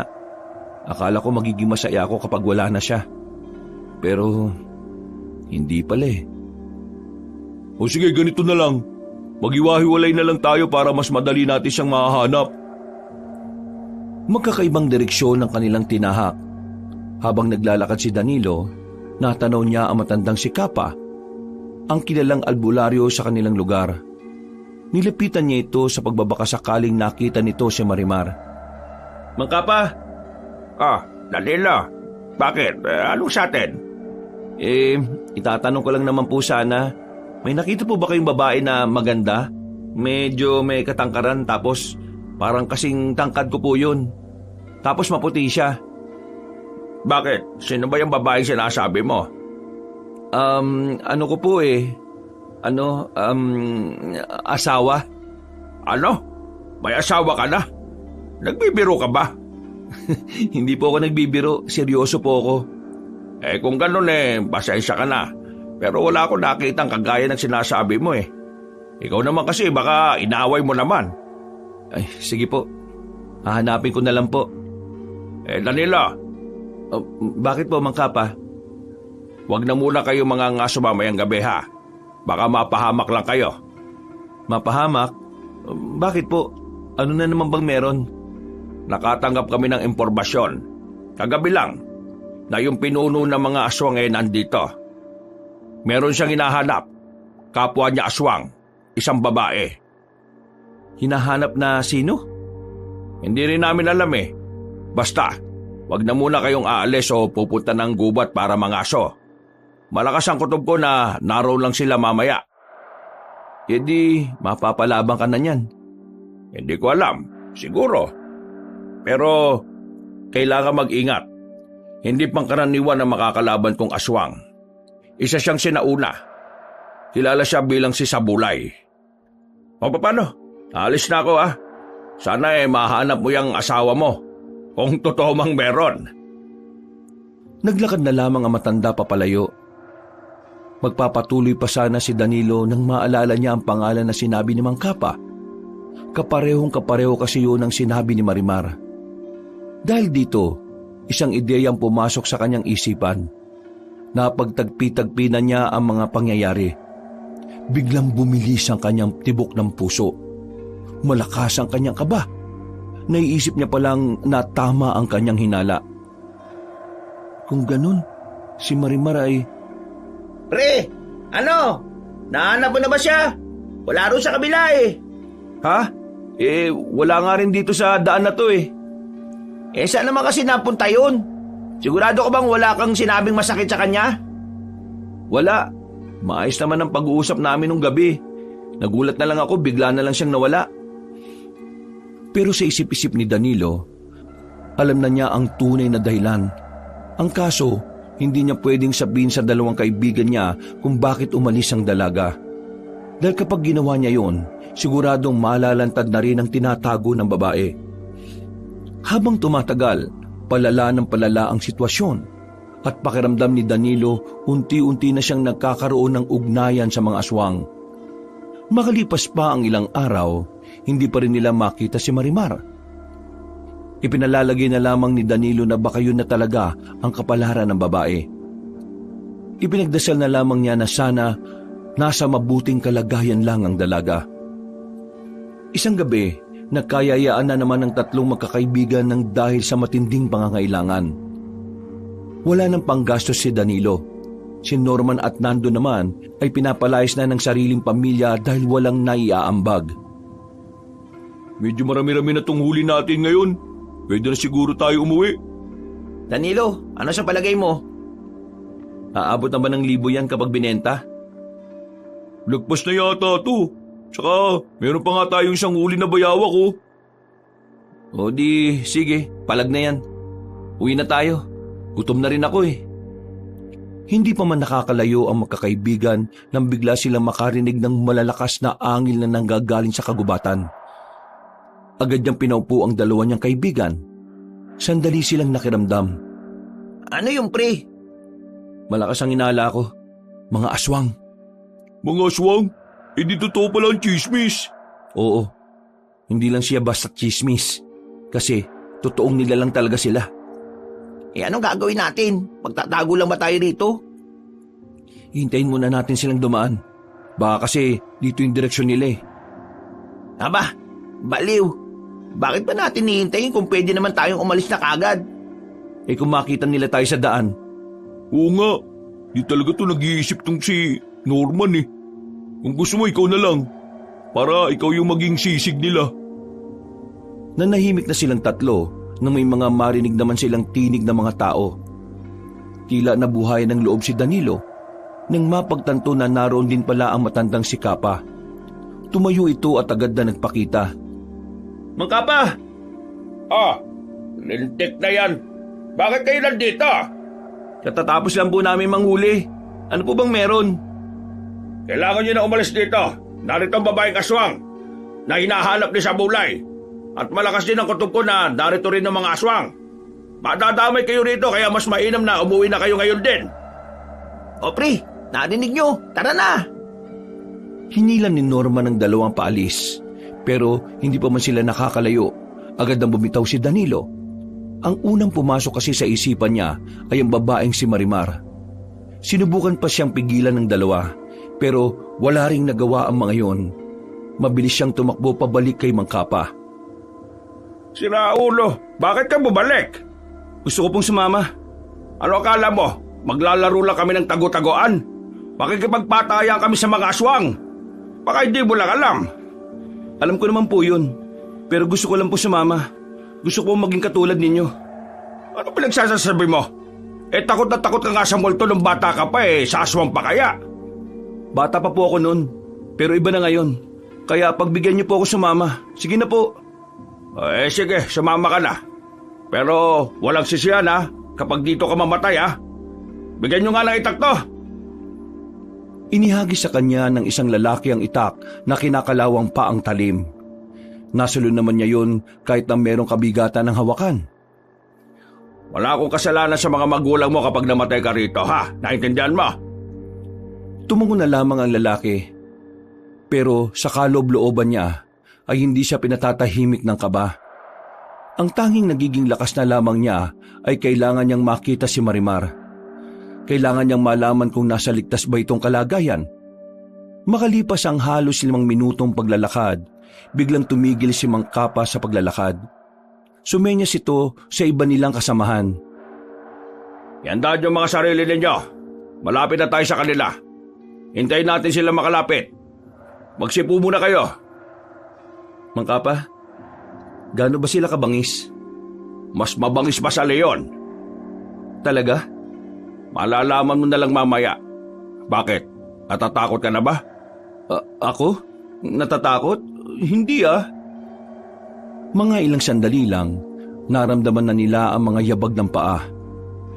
Nang kakaunting distansya na lamang ang layo ng mga yun sa kanila, hindi na nagsayang ng oras sa mga manunugis. Dali-dali silang lumabas. Nagulat ang mga aswang sa kanilang paglitaw kaya hindi man lang nakaiwas sa mga yon. Sa mga oras na ito, Habang nakikipagpatayan ng mga manunugis sa mga aswang, nakatayo lamang ang lalaking si Danilo. Nakatulala sa mga nangyayari. Sa likod mo! Paglingon ni Danilo sa likuran niya, ay nakita niyang isang aswang na gumagapang na palapit sa kanya. Nailaga naman niya yun. Lumapit si Mang Kapa at pinatay nito ang aswang. Humanga naman si Danilo sa matanda. Hindi kasi niya inakala na magagawa pang makita ni Mang Kapa ang aswang na yon kahit mga lampara lang naman ang kanilang dalang ilaw. Kung ganyan ka, mauna ka pang mamatay sa pinakamatandang tao sa bando natin. Pasensya na po. Sige na, bumawi ka. Ho. Muling nagpatuloy ang labanan. Kitang-kita na nakakalamang ang mga manunugis ng mga sandaling yon. Hindi nga nagtagal, tuluyan na nga nilang natalo mga aswang. At sa dami ng kanilang kinalaban, ni isa ay wala man lang napatay doon si Danilo. Puro ilag lamang ang kanyang ginawa. Wala siyang lakas ng loob para tumaga. Suyurin niyo itong buong area. Baka meron pang nakatago dyan. Tandaan, huwag makakampante ha. Hindi pa natin nakikita si Sabulay. O ano, Danilo, sasama ka pa ba? Wala ka namang ginagawa eh. Mabuti pa umuwi ka na. Ayoko mamatay ka rito ng walang kalaban-laban. Nakikita mo yung mga bangkay ng aswang na yan? Magiging ganyan ka rin kapag hindi ka nakinig sa akin. Dalhin mo yung itak na yan pabalik sa mga kasama mo. Pero... Wala nang pero-pero. Ayaw ko rin naman na makasira ka sa mga plano namin. Kanina, hindi ako makalaban ng maayos kasi naalala kita eh. Kasi alam kong wala ka rin magagawa. Pasensya na po. Sige po, uwi na lang po ako. Mabuti pa nga. Wala nang nagawa pa ang binata kundi sundin ang sinasabi ni Mang Kapa. Binilisan niya ang kanyang paglalakad. Pero hindi pa man sila nakakalayo, bigla na lamang may humila sa kanya. Tinakpan ang kanyang bibig kaya hindi siya nakasigaw. Pero nang marinig niya ang babaeng tinig, ay unti-unti siyang nanglambot. Huwag ka maingay. Nang mawala na ang mga manunugis, saka lamang siya pinakawala ni Marimar. Sa mga sandaling yon, hindi maipaliwanag ni Danilo ang kanyang nararamdaman. Pakiramdam niya ay lumuwag na ang kanyang paghinga. Nabawasan ang kabigatan ng kanyang kalooban. Marimar? Oo, ako nga ito. Halika, sumama ka sa akin. Dadaling kita sa ligtas na lugar. Hindi ligtas dito. Hinuwakan siya ng babae sa kamay at nagmamadali silang makalayo. Hindi niya alam kung saan sila pupunta. Pero panatag ang kanyang kalooban dahil kasama niya ang dalaga. Makalipas lang ang ilang minuto, nakarating na rin sila sa isang maliit na kubo. Pumasok sila sa silong nito. Doon ay meron may butas at merong hagdanan pababa. Ano to? Sumama ka na lang. Sa baba ko ipapaliwanag ang lahat.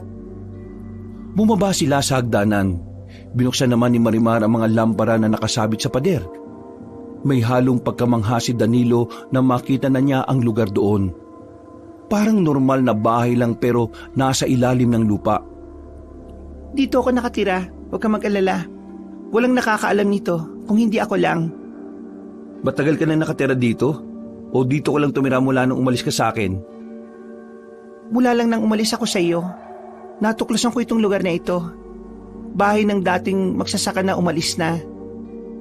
Wala akong pakialam kung ano ang kasaysayan ng bahay na ito. Ang gusto kong marinig ay kung bakit ka umalis nang walang paalam. Anong problema mo? Sino mga humahabol sa'yo? At ano ka ba talaga, Marimar? Umamin ka nga sa akin. Tama bang iniisip ko na ikaw yung hinahanap ng mga aswang? Na ikaw rin ang hinahanap nila Mang Kapa? Na isa ka nga talagang? Oo, aswang ako. So tama nga ako? Oo, tama ka nga ng hinala. Isa akong aswang. Kung aswang ka, anong motibo mo sa akin? Papatay mo ba ako? Kakainin mo rin ba ako? Hindi lahat ng aswang kagaya ng mga iniisip mong gumagawa ng karahasan. Di sinasabi mong iba ka sa kanila? Oo, iba ako sa kanila dahil hindi ako gumagawa ng masama.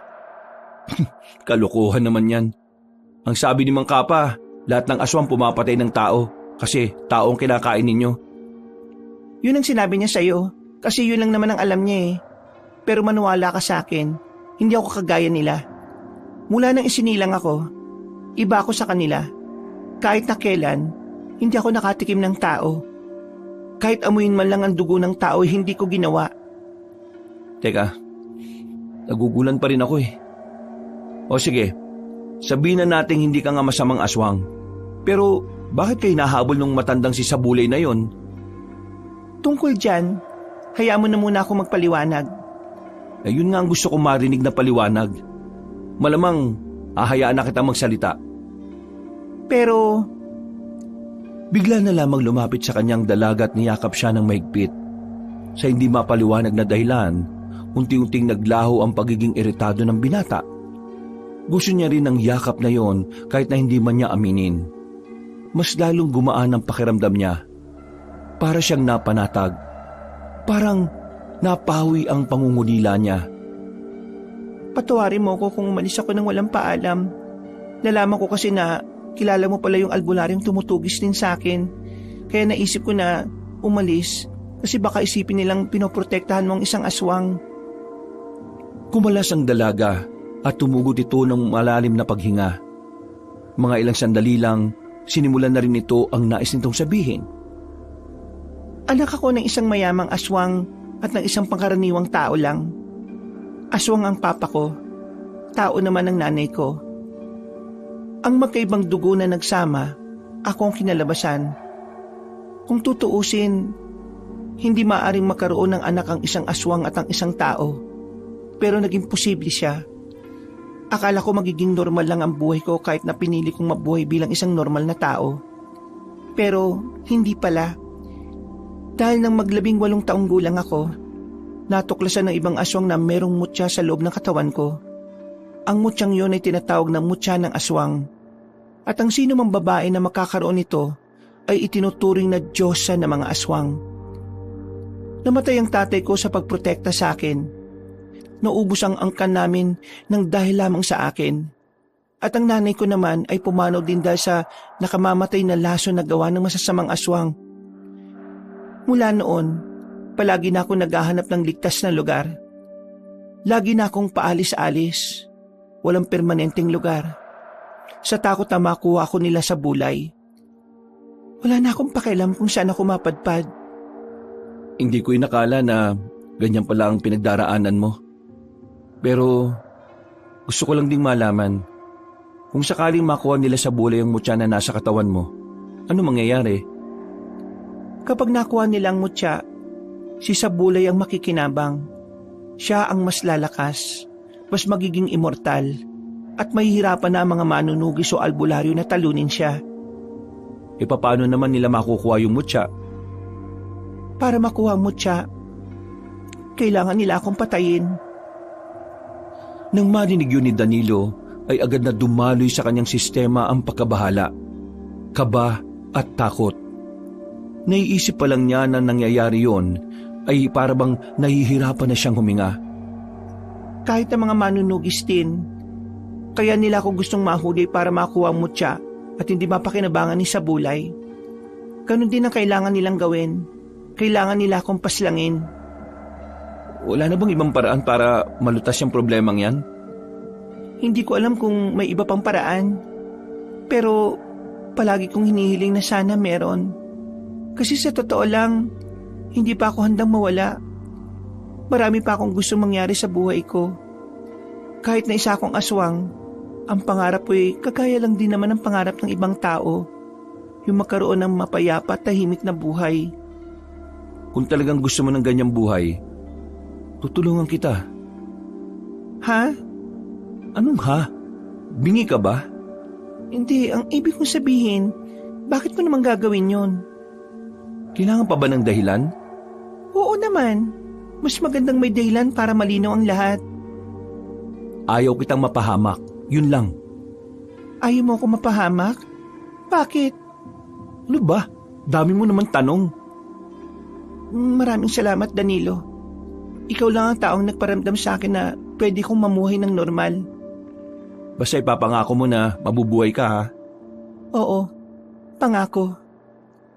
Sigurado ka bang hindi ka matutuntun ng mga naghahanap sa'yo dito? Parang ang dali naman kasi makita nito eh. Hindi. Kapag nakita nila ang bahay sa taas, Hindi naman nila aakalain na may lugar dito sa ilalim. Uy, anong gagawin natin ngayon?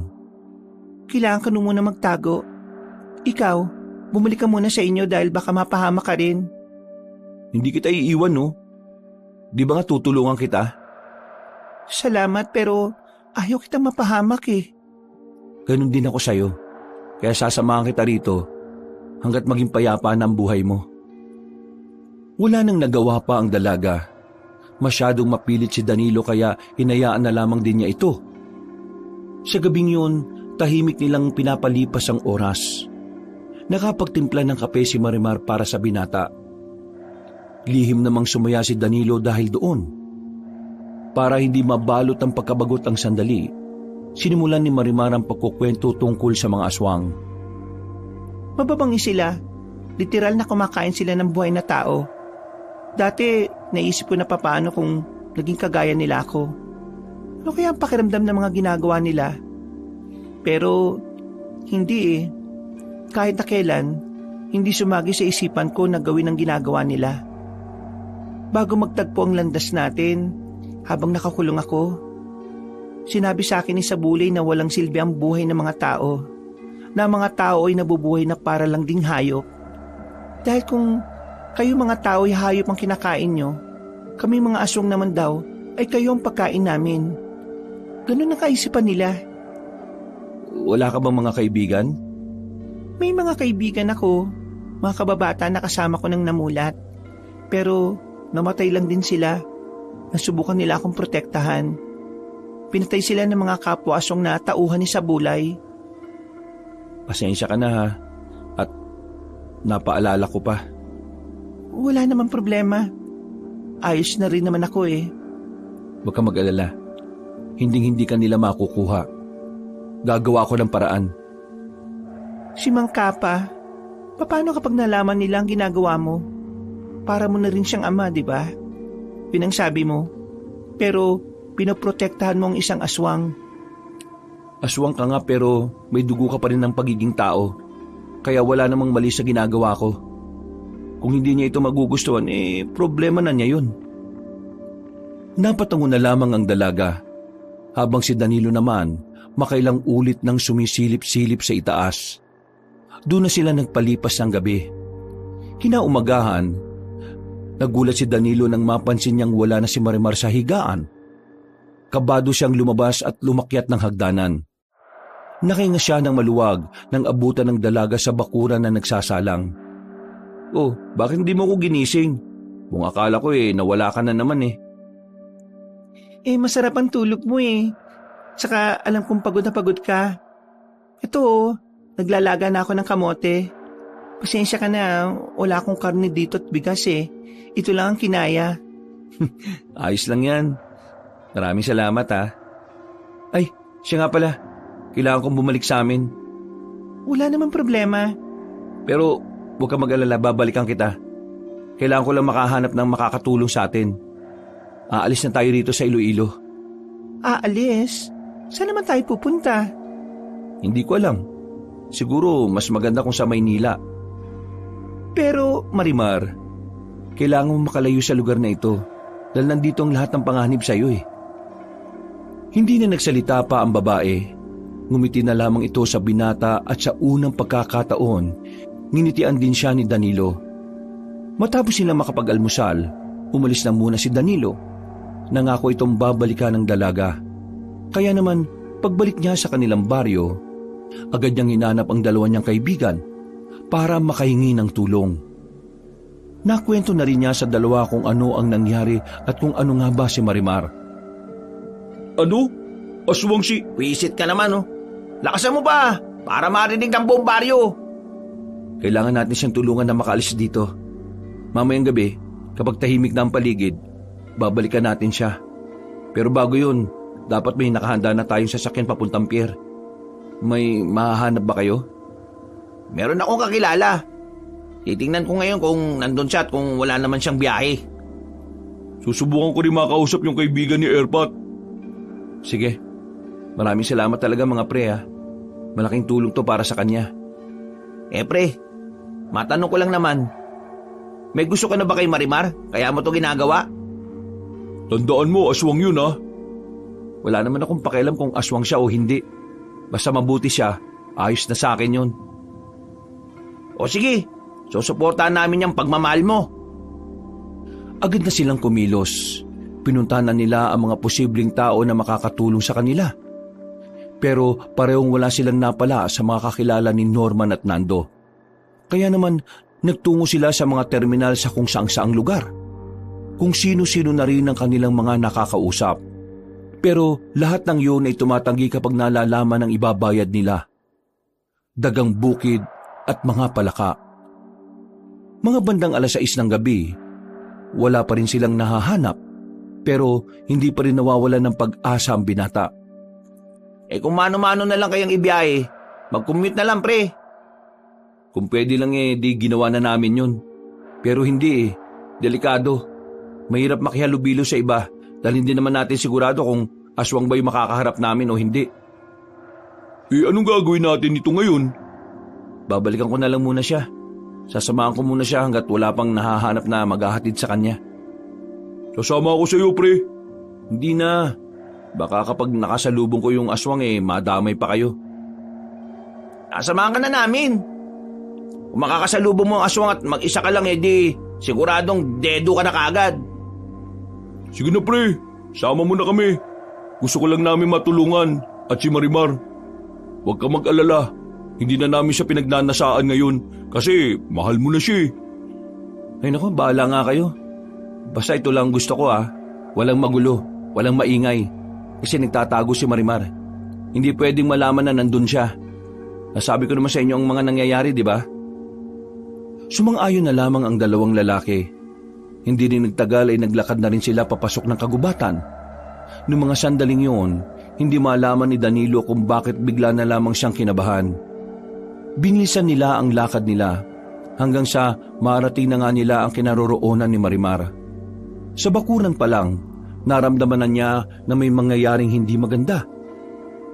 Nakita nilang nasa lapag ang kaldero at natapon na ang mga niluluto sa lupa.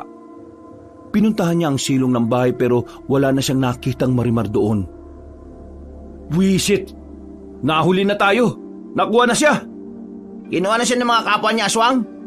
Pero baka may nangyari lang masama sa kanya. Babaeng matangkad, maganda at sexy. Siya ba hinahanap ninyo? Mangka pa? Danilo, hindi ko inakala na pinoprotektan mo palagi siyang aswang. Kaya pala gusto mong sumama kagabi para mahanap siya. Mangka pa, hayaan niyo ako magpaliwanag. Sige, magpaliwanag ka. Oo, isang aswang si Marimar. Pero hindi siya kagaya nila sa bulay. Mabuting aswang siya. Sa katunayan, sinusubukan niyang mamuhay ng normal. Nang gaya natin. Kailangan niya lang magtago kasi kung hindi niya gagawin yun, makukuha siya ng masasamang aswang at makukuha yung mutya sa loob ng katawan niya. Mutya? Anong mutyang pinagsasasabi mo? Ang sabi sa akin ni Marimar, kaya siya gustong kunin ang samahan nila sa bulay ay dahil sa bagay na nasa loob ng katawan niya. Tinatawag nila yung mutya ng aswang. Ang mutya daw na yon ay nabuo dahil sa dugo ng aswang at tao. Aswang kasi ang tatay niya habang ang nanay niya ay pangkaraniwang tao lang. Kapag nakuha ng masasamang aswang yung mutya sa loob ng katawan niya, magagamit nila yun sa kasamaan at mas lalong mahirapan kayong harapin sila. At naniwala ka sa sinabi ng isang aswang? Kalahating aswang lang naman siya. May dugo pa rin naman siyang pagiging tao. Kaya naniniwala ako na hindi siya masama. Hindi mo yata naiintindihan, Danilo. Kung sa bagay, wala ka namang alam sa bagay na ito Ang mga aswang ay sinilang na may likas na kasamaan. Kahit nasabihin mong kalahating tao siya, kalahating aswang pa rin siya. Ibig sabihin, pwede pa rin siyang maging masama. At ang mga aswang, magagaling silang maninlang. Kumbaga, sa 10 sinabi nila 11 ang mali. Kaya hindi ka dapat nagtitiwala sa kanya. Ako ang mas nakakakilala sa kanya. Sa halos 2 buwan naming pagsasama, nakilala ko ang kalooban niya. Kaya naniniwala akong hindi siya masamang aswang. Ibig sabihin, matagal mo na pala siyang itinatago? Matagal mo na palang itong nililihim sa akin? Patawarin niyo ako pero kailan ko lang naman din nalaman. Doon sa 2 buwan na yon, wala siyang sinasabi sa akin. Namuhay siyang parang normal na tao. Kaya wala akong intensyon na Ha? Natigilan si Danilo sa pagsasalita na magdatingan ng mga aswang. Kasama ng mga iyon ang tinuturing nilang pinuno, ang matandang si Sabulay. Sa mga sandaling ito, biglang binalot ng kaba ang tatlong lalaki. Hindi nila alam ang kanilang gagawin ngayong nakapalibot na ang lahat ng yun sa kanila. Naku, ito pala mga aswang. Ang papangit. Pre, anong gagawin natin? Pumunta kayo sa likod ko. Ako lang bahala rito. Akalain mo nga naman na naunahan na ako ng matandang ito. Nasaan na si Marimar? Ibigay mo siya sa amin kung ayaw niyong mamatay sa kinatatayuan niyo. Uy, di kami kasama dyan ha. Nakisama lang kami. Manahimik ka! Hindi kita kausap! Hindi mo mababasa kamay si Marimar! At sino ka namang kutong lupa ka? Naalala na kita. Ikaw yung tatanga-tangang nakasalubong ko sa daan na hindi tumitingin. Oo, ako nga. At naaalala rin kita. Ikaw yung matandang lalaki na naninilaw yung mga ngipin at mabawang hininga. Nabigla ang matandang aswang. Hindi nito inakala na gagantihan siya ng binata. Kita sa mukha ng matandang aswang ang pagkapikon. Kaya naman mas lalo pa itong inasar ni Danilo. Kulubot na yung mukha mo. Wala ka pang pampaayos sa mukha. Mukha ka nang hindi maipinti. Aray ko! Pikon! Mukha ka raw kulubot na puwet. Ay, ikaw! Wala kang mapapala rito. Hawak ko ng babaeng hinahanap mo. Kung papatayin mo ako ngayon, mas lalo mo lang hindi makukuha yung kailangan mo. Akala mo ba maloloko mo ako? Hindi ako pinanganak kahapon. Alam ko nang hindi niyo siya papatayin dahil ayaw mong masaktan ang damdamin ng lalaking yan. Kanino ko ba naririnig ang usapan niyo? Chismoso pala tong lalaking to eh. Baka aswang. Sinisira niyo talaga ang gabi ko mga kutong lupa kayo ha. Sige, tingnan natin kung hanggang saan ang inyong tabang. Hindi nagtagal, sumenyas na ang matandang aswang. Pero hindi rin naman nagpadaig ang matandang albularyo. Sumipol ito ng isang beses. Maya-maya lang, naglabasan na rin ang ibang kasamahan nito na nakatago lang pala sa mga halamanan. Alam kong darating ang ganitong punto kaya naman naganda na rin ako. Talagang kinakalaban niyo ako ha?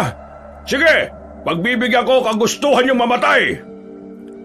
Sa likod lang kayong tatlo kung gusto niyo pang makauwi ng buhay. Dali! Tumango na lamang ang dalawang lalaki, pero si Danilo hindi siya nagpakita ng kahinaan. Hiniram niya ang itak ng isang lalaking manunugis at sumama ito sa pagtindig. Yan ka lang naman eh. Baka mamaya tumunganga ka lang ha, hindi. Hindi na mangyayari yun. Dahil ngayon, may dahilan na ako para lumaban. Wala akong pakialam kung wala akong alam. Basta lalaban ako. Bahala ka sa buhay mo. Kung gusto mong pumanaw ng maaga, di sige. Dami pang daldal. Simulan na natin to! Nagsikilos na ang mga aswang. Samantalang nakahanda naman ang mga manunugis. Noong mga sandaling yon, aminadong kabado ang binata. Pero kapag naiisip niya ang babaeng si Marimar, tila nagkakaroon siya ng kakaibang lakas ng loob. Ihanda ang mga sarili nyo bago mamatay! Hindi mo na ako matatakot ngayon, Mang Kapa. Ipangako mo sa akin na kapag natapos tong laban na to, iharap mo ako kay Marimar. At bakit naman ako mangangako? Kasi patutunayan ko sa iyong hindi siya masama. Nagsimula na ang labanan. Sa mga unang minuto, nagiging pantay lamang ang tagisan. Ang dalawang matanda naman ay hindi pa nagsisimula. Parang naghihintay lang kung sino ang mauunang aatake sa kanila. Samantala, si Danilo naman ay nakipagsabayan na sa mga manunugis.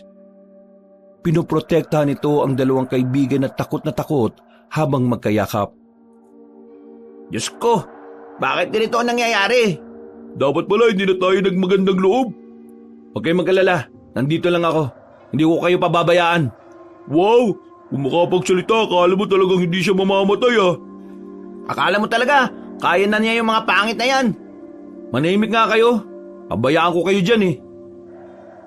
Nang biglang may lumapit sa kanilang isang aswang, agad yung tinaga ni Danilo. Mabuti na lang ay tinamaan niya yun sa leeg. Pero hindi pa doon natatapos ang lahat. Bigla na lamang may sumulpot sa likuran ng dalawang kaibigan niya. Natataranta niyang hinila ang mga yun at saka sinalag ang aswang. gamit ang itak. Muntikan pa siyang tamaan ng kalmutin na siya nito. Buti na lang ay nasipan niya kaagad yung palayo. Mga buwisit kayo! Ang babaho ng mga hininga nyo! Mang Kapa, mag-usap na lamang kayo dyan. Galaw-galaw din! Pre, sa likodan mo! Hindi na napansin pa ni Danilo ang isa pang aswang na nakalapit sa kanya. Kaya naman nagawa na siya nitong kalmutin. Agad siyang napadistansya. Naramdaman niya agad ang kirot. Buti na lang ay tinulungan sila ng iba pang mga manunugis. Ang kulit mo kasi, ang daldal mo eh. Kung tumutulong kasi kayo, di ba? Buwisit talaga kayo. Mga ilang sandali lang, nakita na lamang nilang tumatakbo si Mang Kapa para habulin si Sabulay. Sumunod naman doon ang iba pang mga manunugis. Sa mga sandaling yon, marami-rami na ring napaslang na aswang ang mga kasamahan ni Mang Kapa. Kaya naman tila umaatras na rin ang ibang aswang. Habang si Danilo, idinadaingnan niya ang pagkirot ng kanyang sugat. Sobrang hapdi. Wala man lang nag-aasikaso sa kanila dahil halos lahat ay nagsunuran sa matandang albularyo. Pre, ayos ka lang ba? Oo, ayos lang ako. Ganito ang mukha ng ayos lang. Yung namimilipit sa sobrang sakit. Oo, ayos lang ako. Aray. Ipapasya na kita, pre. Susunod tayo sa kanila. Baka marunong silang gamutin yung kalmot mo. Hindi na nagsayang ng oras si Nando. Dahil malaki naman ang katawan nito, ay hindi na ito nagdalawang isip na ipasa ng lalaking si Danilo. Tumakbo sila kahit na nahihirapan sila sa mga nakaharang na halaman. Mga ilang sandali lang, naabutan nila si Mang Kapa. Nakahinto na ang mga yon at hindi na nagawa pang habulin ng mga aswang. Mang Kapa, si Danilo, may tama ho sa likod niya. Buwisit, nawala na kagad ng malay yan. Hindi sanay sa abdi yan eh. Nung nagpatuli nga kami, umiyak pa nga yan eh. O siya, sige, dalhin nyo na yan. Pupunta tayo sa kampo namin. Nang makarating na sila sa kampo, agad na inasikaso ni Mang Kapa ang binata. Nilinis nito ang sugat ni Danilo. Nangingitim na kasi ang palibot nito. Ayon sa matanda, masyadong marumi ang kuko ng mga aswang kaya madaling maimpeksyon ang sugat. Pero buti na lamang ay naagapan. Kung hindi, baka mas lumala pa ang nangyari sa binata. Makalipas lang ang halos 1 oras, nagkaroon na ng malay ang binata. Masakit ang buong katawan nito dahil sa epekto ng gamot na ibinudbod sa kanyang sugat. Nasaan ako? Nasa langit ka na, pre. Sira ulo ka ba? Nasa langit ka na nga. Mga anghel ang nasa tabi mo. Ay! Binatukan ni Danilo ang binatang si Norman. Bumangon siya agad at naramdaman ang hapdi sa kanyang likod. Sakto naman na pumasok sa silid ang matandang si Kapa. May dala-dala itong inumin na nakalagay pa sa mangkok. Inumin mo ito. Makakatulong ito para mas madaling maghilom ang sugat mo. Maraming salamat to, Mang Kapa. Nasaan si Marimar? Alam kong dito niyo siya ikinulong. Nakikiusap po ako. Pakawalan niyo na ho siya. Danilo, hindi mangyayari ang gusto mo. Hinuli namin si Marimar na nakabase sa batas ng mga manunugis. Ang batas na itunuturing na banta sa buhay ng mga tao ang mga aswang. Kaya pasensya ka na. Hindi ka ba naniniwala sa sinabi ko? Mabuting aswang si Marimar. Hindi siya gagawa ng kahit na anumang kasamaan dito. Tutulungan niya pa nga tayong talunin si Sabulay eh. Hindi na natin kailangan ng tulong niya. Umatras na si Sabulay. Isang indikasyon lamang na hindi niya kaya ang puwersa ng mga manunugis. Hindi niyo dapat minamalit ang pinuno ng mga aswang. At anong alam mo sa mga aswang, Danilo? Wala. Hindi mo nga yata malalaman na totoong aswang kung hindi mo pa nakilala ang babaeng yon. Oo, wala akong nalalaman sa mga ganyang bagay. Pero malakas ang pakiramdam ko na si Marimar lang din ang makakatulong sa atin para talunin. Tama na! Hindi na makatwiran ang gusto mong mangyari. Papabayaan kitang makausap siya ngayon pero huwag kang umasa na makakalaya siya. Dahil kahit na kailan, walang aswang ang nakatataas sa batas sa mga manunugis. Mang Kapa, baka naman po pwede natin pagbigyan si Danilo. Minsan lang yan magmahal pero wagas eh. Kaya nga, hindi naman siguro masamang Hindi niyo ako naiintindihan. Sa mundong ito, Hindi pwedeng kalabanin ng pag-ibig ang batas. Ang batas ay batas. Sa oras na maipatupad na ito, ang batas ang pinakamataas. Huwag niyo sanang pagsisiyan ng hindi niyo pakikinig sa akin. Tumingin na lamang ng seryoso si Mang Kapa kay Danilo. Masama naman ang tingin na ipinukol ni Danilo sa matanda. Pero lumabas lang ang albularyo na parang normal lang ang lahat. Kahit na anak na rin ang turing nito kay Danilo, hindi nito nilabag ang sinasabi nitong batas para lamang doon. Puntaan mo na lang si Marimar, pre. Nakita namin kanina kung saan siya nakakulong. Pre, narinig namin kanina na makakatanggap ng parusang kamatayan si Marimar mamayang gabi. Hihintayin lang daw yung ibang mga matataas na manunugi sa panig ng Iloilo. Ano? Parusang kamatayan? Bakit? Wala namang ginagawang kasalanan si Marimar, di ba? Nananahimik ang buhay niya at bigla nilang hinuli. Tapos parurusahan nila. Mga siraulo din kasi talaga tong mga manunugis na to eh. Pero kasi, hindi rin natin masisisi si Mang Kapa. Talagang paniniwala na kasi nila na ang lahat ng aswang ay masasama. Hindi naman kasi masama si Marimar eh. Hindi naman maniniwala mga manunugis kung sasabihin mo lang na hindi masama si Marimar eh. Buwang ka pala eh. Paano mapapatunayan na hindi masama si Marimar? Ayaw naman nilang palayain para makatulong. Ikaw ang buwang. Kanina ka pa utot ng utot eh. Hindi ako makakapayag na mahatulan na kamatayan si Marimar. Ano naman ang binabalak mo? Hindi na nagsalita pa ang lalaki. Nang maubos na niya ang pinainom sa kanya ni Mang Kapa, lumabas na rin siya ng silid na yun para puntahan si Marimar. Sinamahan siya ng kanyang dalawang kaibigan. Pagdating nila roon, ay nakita nilang nakaupo lang ang dalaga habang yakap ang sariling tuhod. Tulala at tila walang gana. Marimar? Napaangat ng tingin ng dalaga. Tila nagningning ang mga mata nito nang makita si Danilo. Agad itong lumapit sa rehas. Ganon din naman ang binata. Kahit may nakapagitna na bakal sa kanila ay hindi yun naging hadlang para magyakapan. Huwag ka mag-alala. Makakawala ka rito. Aalis ka rito. Makakalaya ka. Ako ang gagawa ng paraan. Danilo, mahigit tayong dapat pagtuunan kaysa sa kalayaan ko. Anong ibig mo sabihin? Ngayong araw, 6:00 ng gabi mamaya, magsisimulang mamilog ang buwan. Ito ang araw na kung saan malalakas ang mga aswang. Kahit takpan ng maraming ulap ang buwan, ay magpapatuloy ang pambihirang lakas ng mga aswang.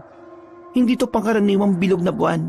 Ito ang buwan na nakasaad sa propesiya namin, ang buwan ng kadiliman.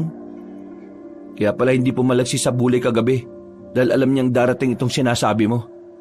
Kailangan nilang makapaganda. Anong kailangan nilang gawin para makontra ang pagiging malakas nila? Walang paraan para mapigilan yon, pero may paraan kung paano sila pahihinain ulit. Sige, sabihin mo. Kailangan lang ng maraming dugo ng baboy. Maraming dugo ng baboy? Oo. Kapag nakakamoy ng dugo ng baboy ang mga aswang tuwing kabilugan ng buwan, hindi namin napipigilan na puntahan yon kung nasaan yon. Naroon lang ang utak namin. Pakiramdam kasi namin dugo yun ng tao. Kaya kailangan natin ng maraming dugo ng baboy para mawala sila sa sarili. Kapag nangyari yon, may pagkakataon na ang mga manunugis na mapas lang silang lahat. Kung ganun dapat magsimula na tayo maghanap ng dugo ng baboy. Pre, may alam ako sa bayan. Pwede nating hingiin o bilhin natin. Kailangan mo na itong sabihin kay Mang Kapa habang maaga pa. Gumawa na kayo ng paraan. Maraming salamat, Marimar. Huwag kang mag-alala. Gagawin namin ang makakaya namin para mangyari ang sinasabi mo. Ngumiti na lamang si Danilo sa dalaga. Nagtaka naman si Nando at Norman dahil unang beses lang nilang nakita ang lalaki na nakangiti. Matapos ang usapan na yon, ay agad na umalis ang tatlong binata. Kinailangan nilang maghanap ng dugo ng baboy. Kaya naman nagtungo agad sila sa bayan. Kung sino-sino nang nilapitan nila. Sarado kasi ang katayan ng baboy na kanilang unang napuntahan. Meron naman silang mga nakuhang dugo, pero kakaunti lang. 2 plastic lang ng dugo ng baboy ang nakuha nila sa maghapon nilang paghahanap. Pwede na kaya to? Sana pwede na. Wala na tayong mahanapan Kulang pa to. Baka ilang aswang lang ang makaamoy nito. Pero wala na tayong magagawa. Kailangan natin to eh. Magagabi na. Dalawang kailangan natin pigilan. Ang pag-atake ng mga aswang at ang parusang kamatayan ni Marimar. Nagmamadali sila makabalik ng kanilang baryo.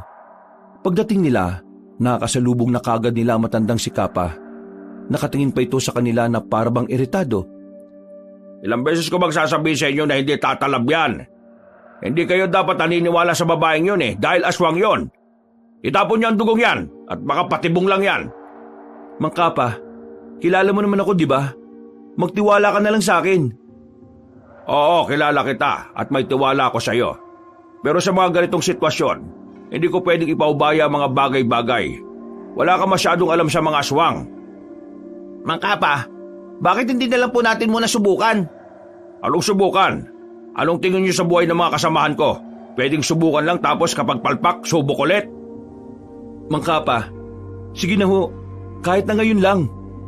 Huwag ka nang magpumilit, Danilo. Bago ko pa makalimutan kung ano ang pinagsamahan nating dalawa. At ito lang ang paalala ko ha. Huwag na huwag kang pipigil sa kung ano man ang gagawin namin mamaya. Galit na naglakad paalis sa matandang si Kapa. Napapailing na lamang si Danilo noong mga sandaling yon. Hindi na sila nagsayang ng oras. Itinapon na nila ang dugo sa labas ng kanilang baryo. Nagbabaka sakaling baka kahit papaano ay gumana ang kanilang pinaplano. Mabilis na lumipas ang mga sandali. Sumapit na rin ang 6:00 ng gabi. Kampante ang mga manunugis. Wala silang kaalam-alam na lulusob na ang mga aswang. Habang sila Danilo natataranta na ng mga sandaling yon, hindi na rin sila makalapit kay Marimar. May mga nakabantay na rin kasi doon. Paparating na mga aswang. Ihandaan nyo na mga sarili ninyo. Yung mga itak na hawak nyo. Hindi yan design ha. Ginagamit yan. Nako, bahala na. Ano yun?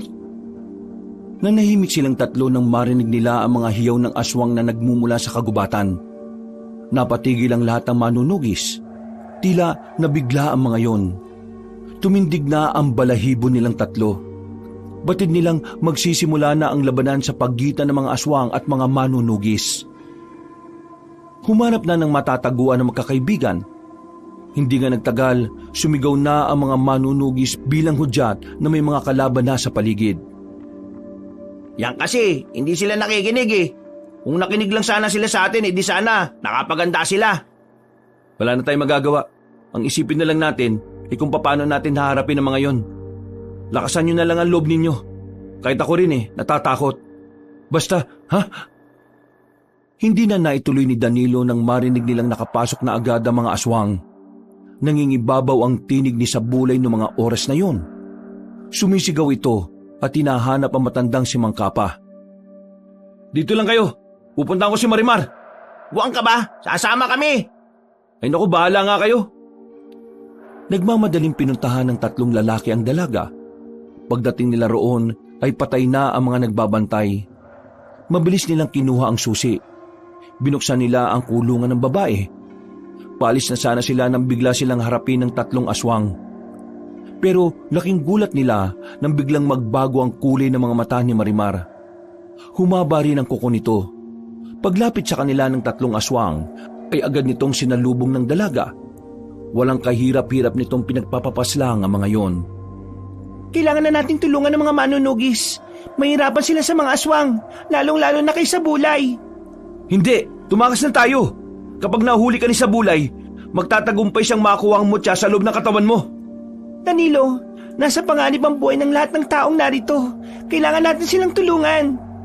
Matapos ka nilang ikulong at hindi paniwalaan? Ito lang ang natatanging paraan para maiparating ko sa kanila na hindi lahat ng aswang ay masasama.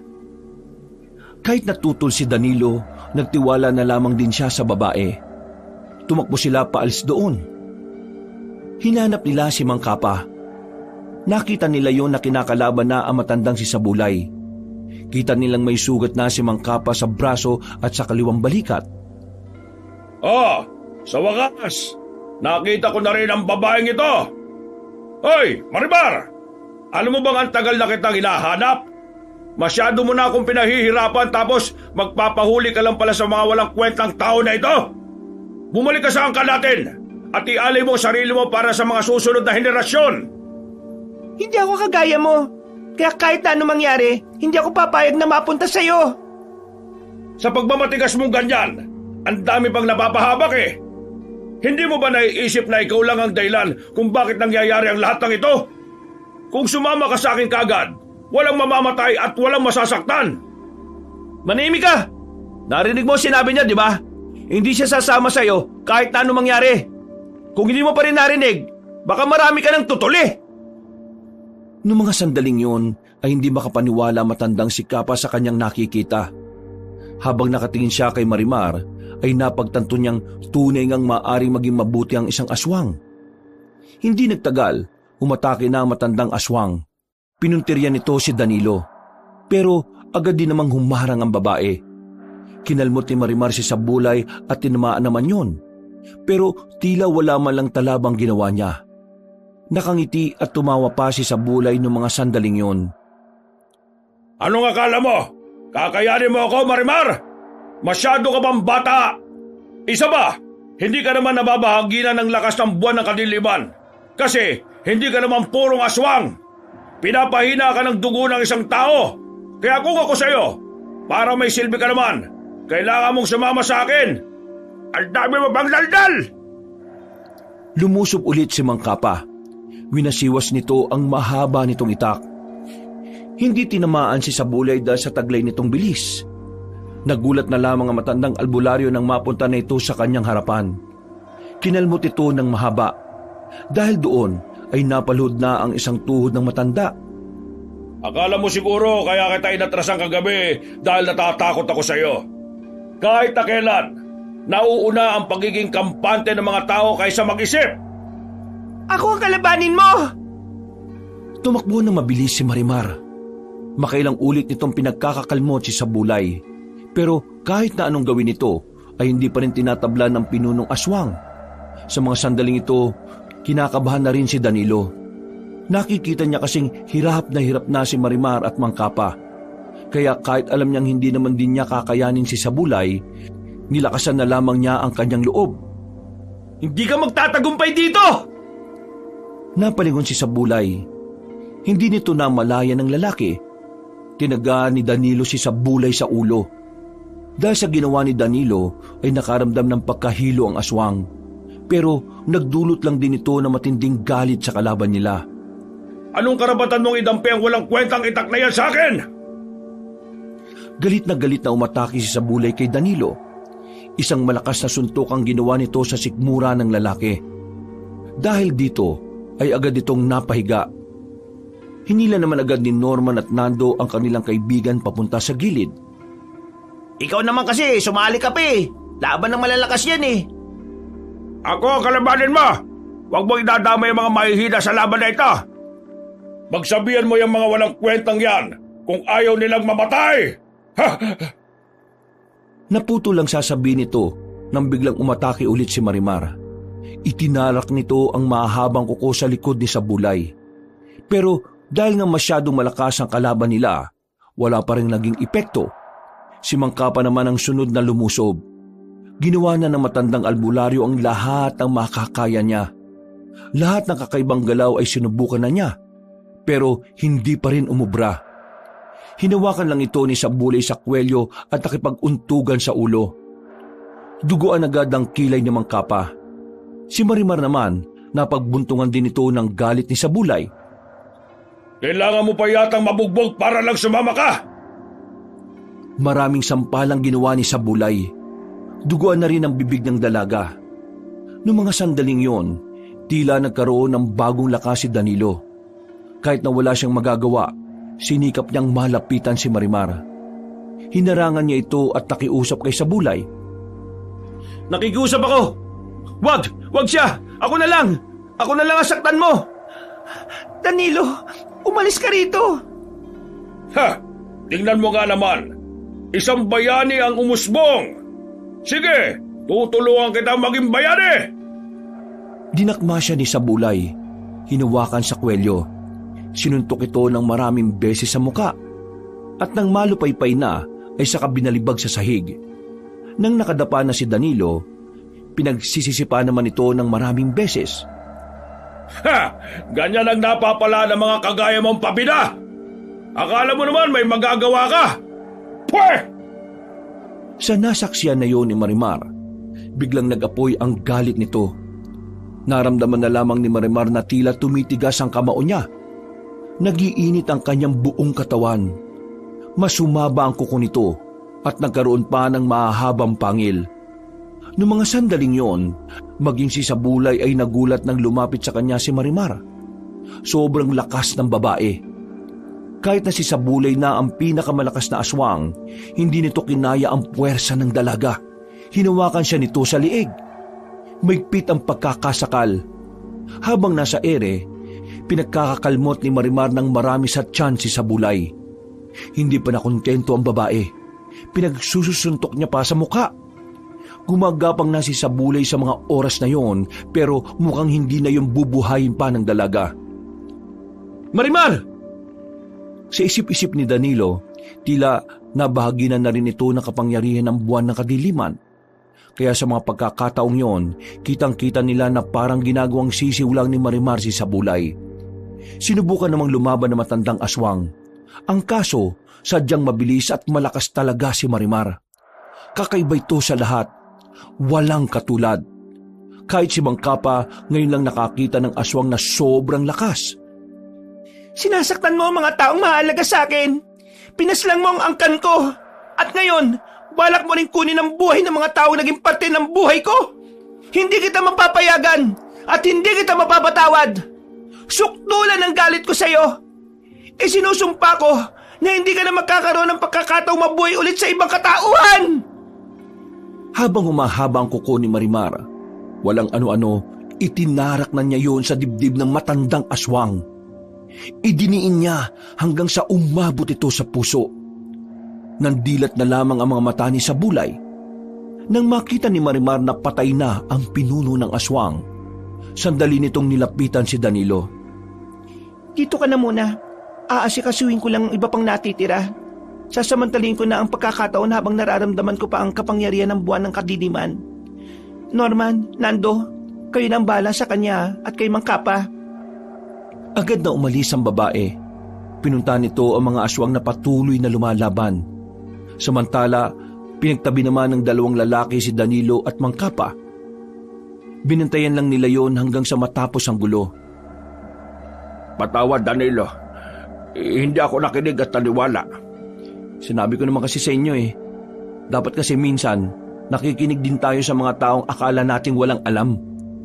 Oo, may natutunan na naman ako. Maraming salamat talaga sa iyo. Ayos lang ho yun. Ang mahalaga, buhay tayo. Aray, ang sakit. Kapag gumaling ako, gagamutin kita. Kapag gumaling ka, magaling na rin ako nun. Natawa na lamang ang dalawa.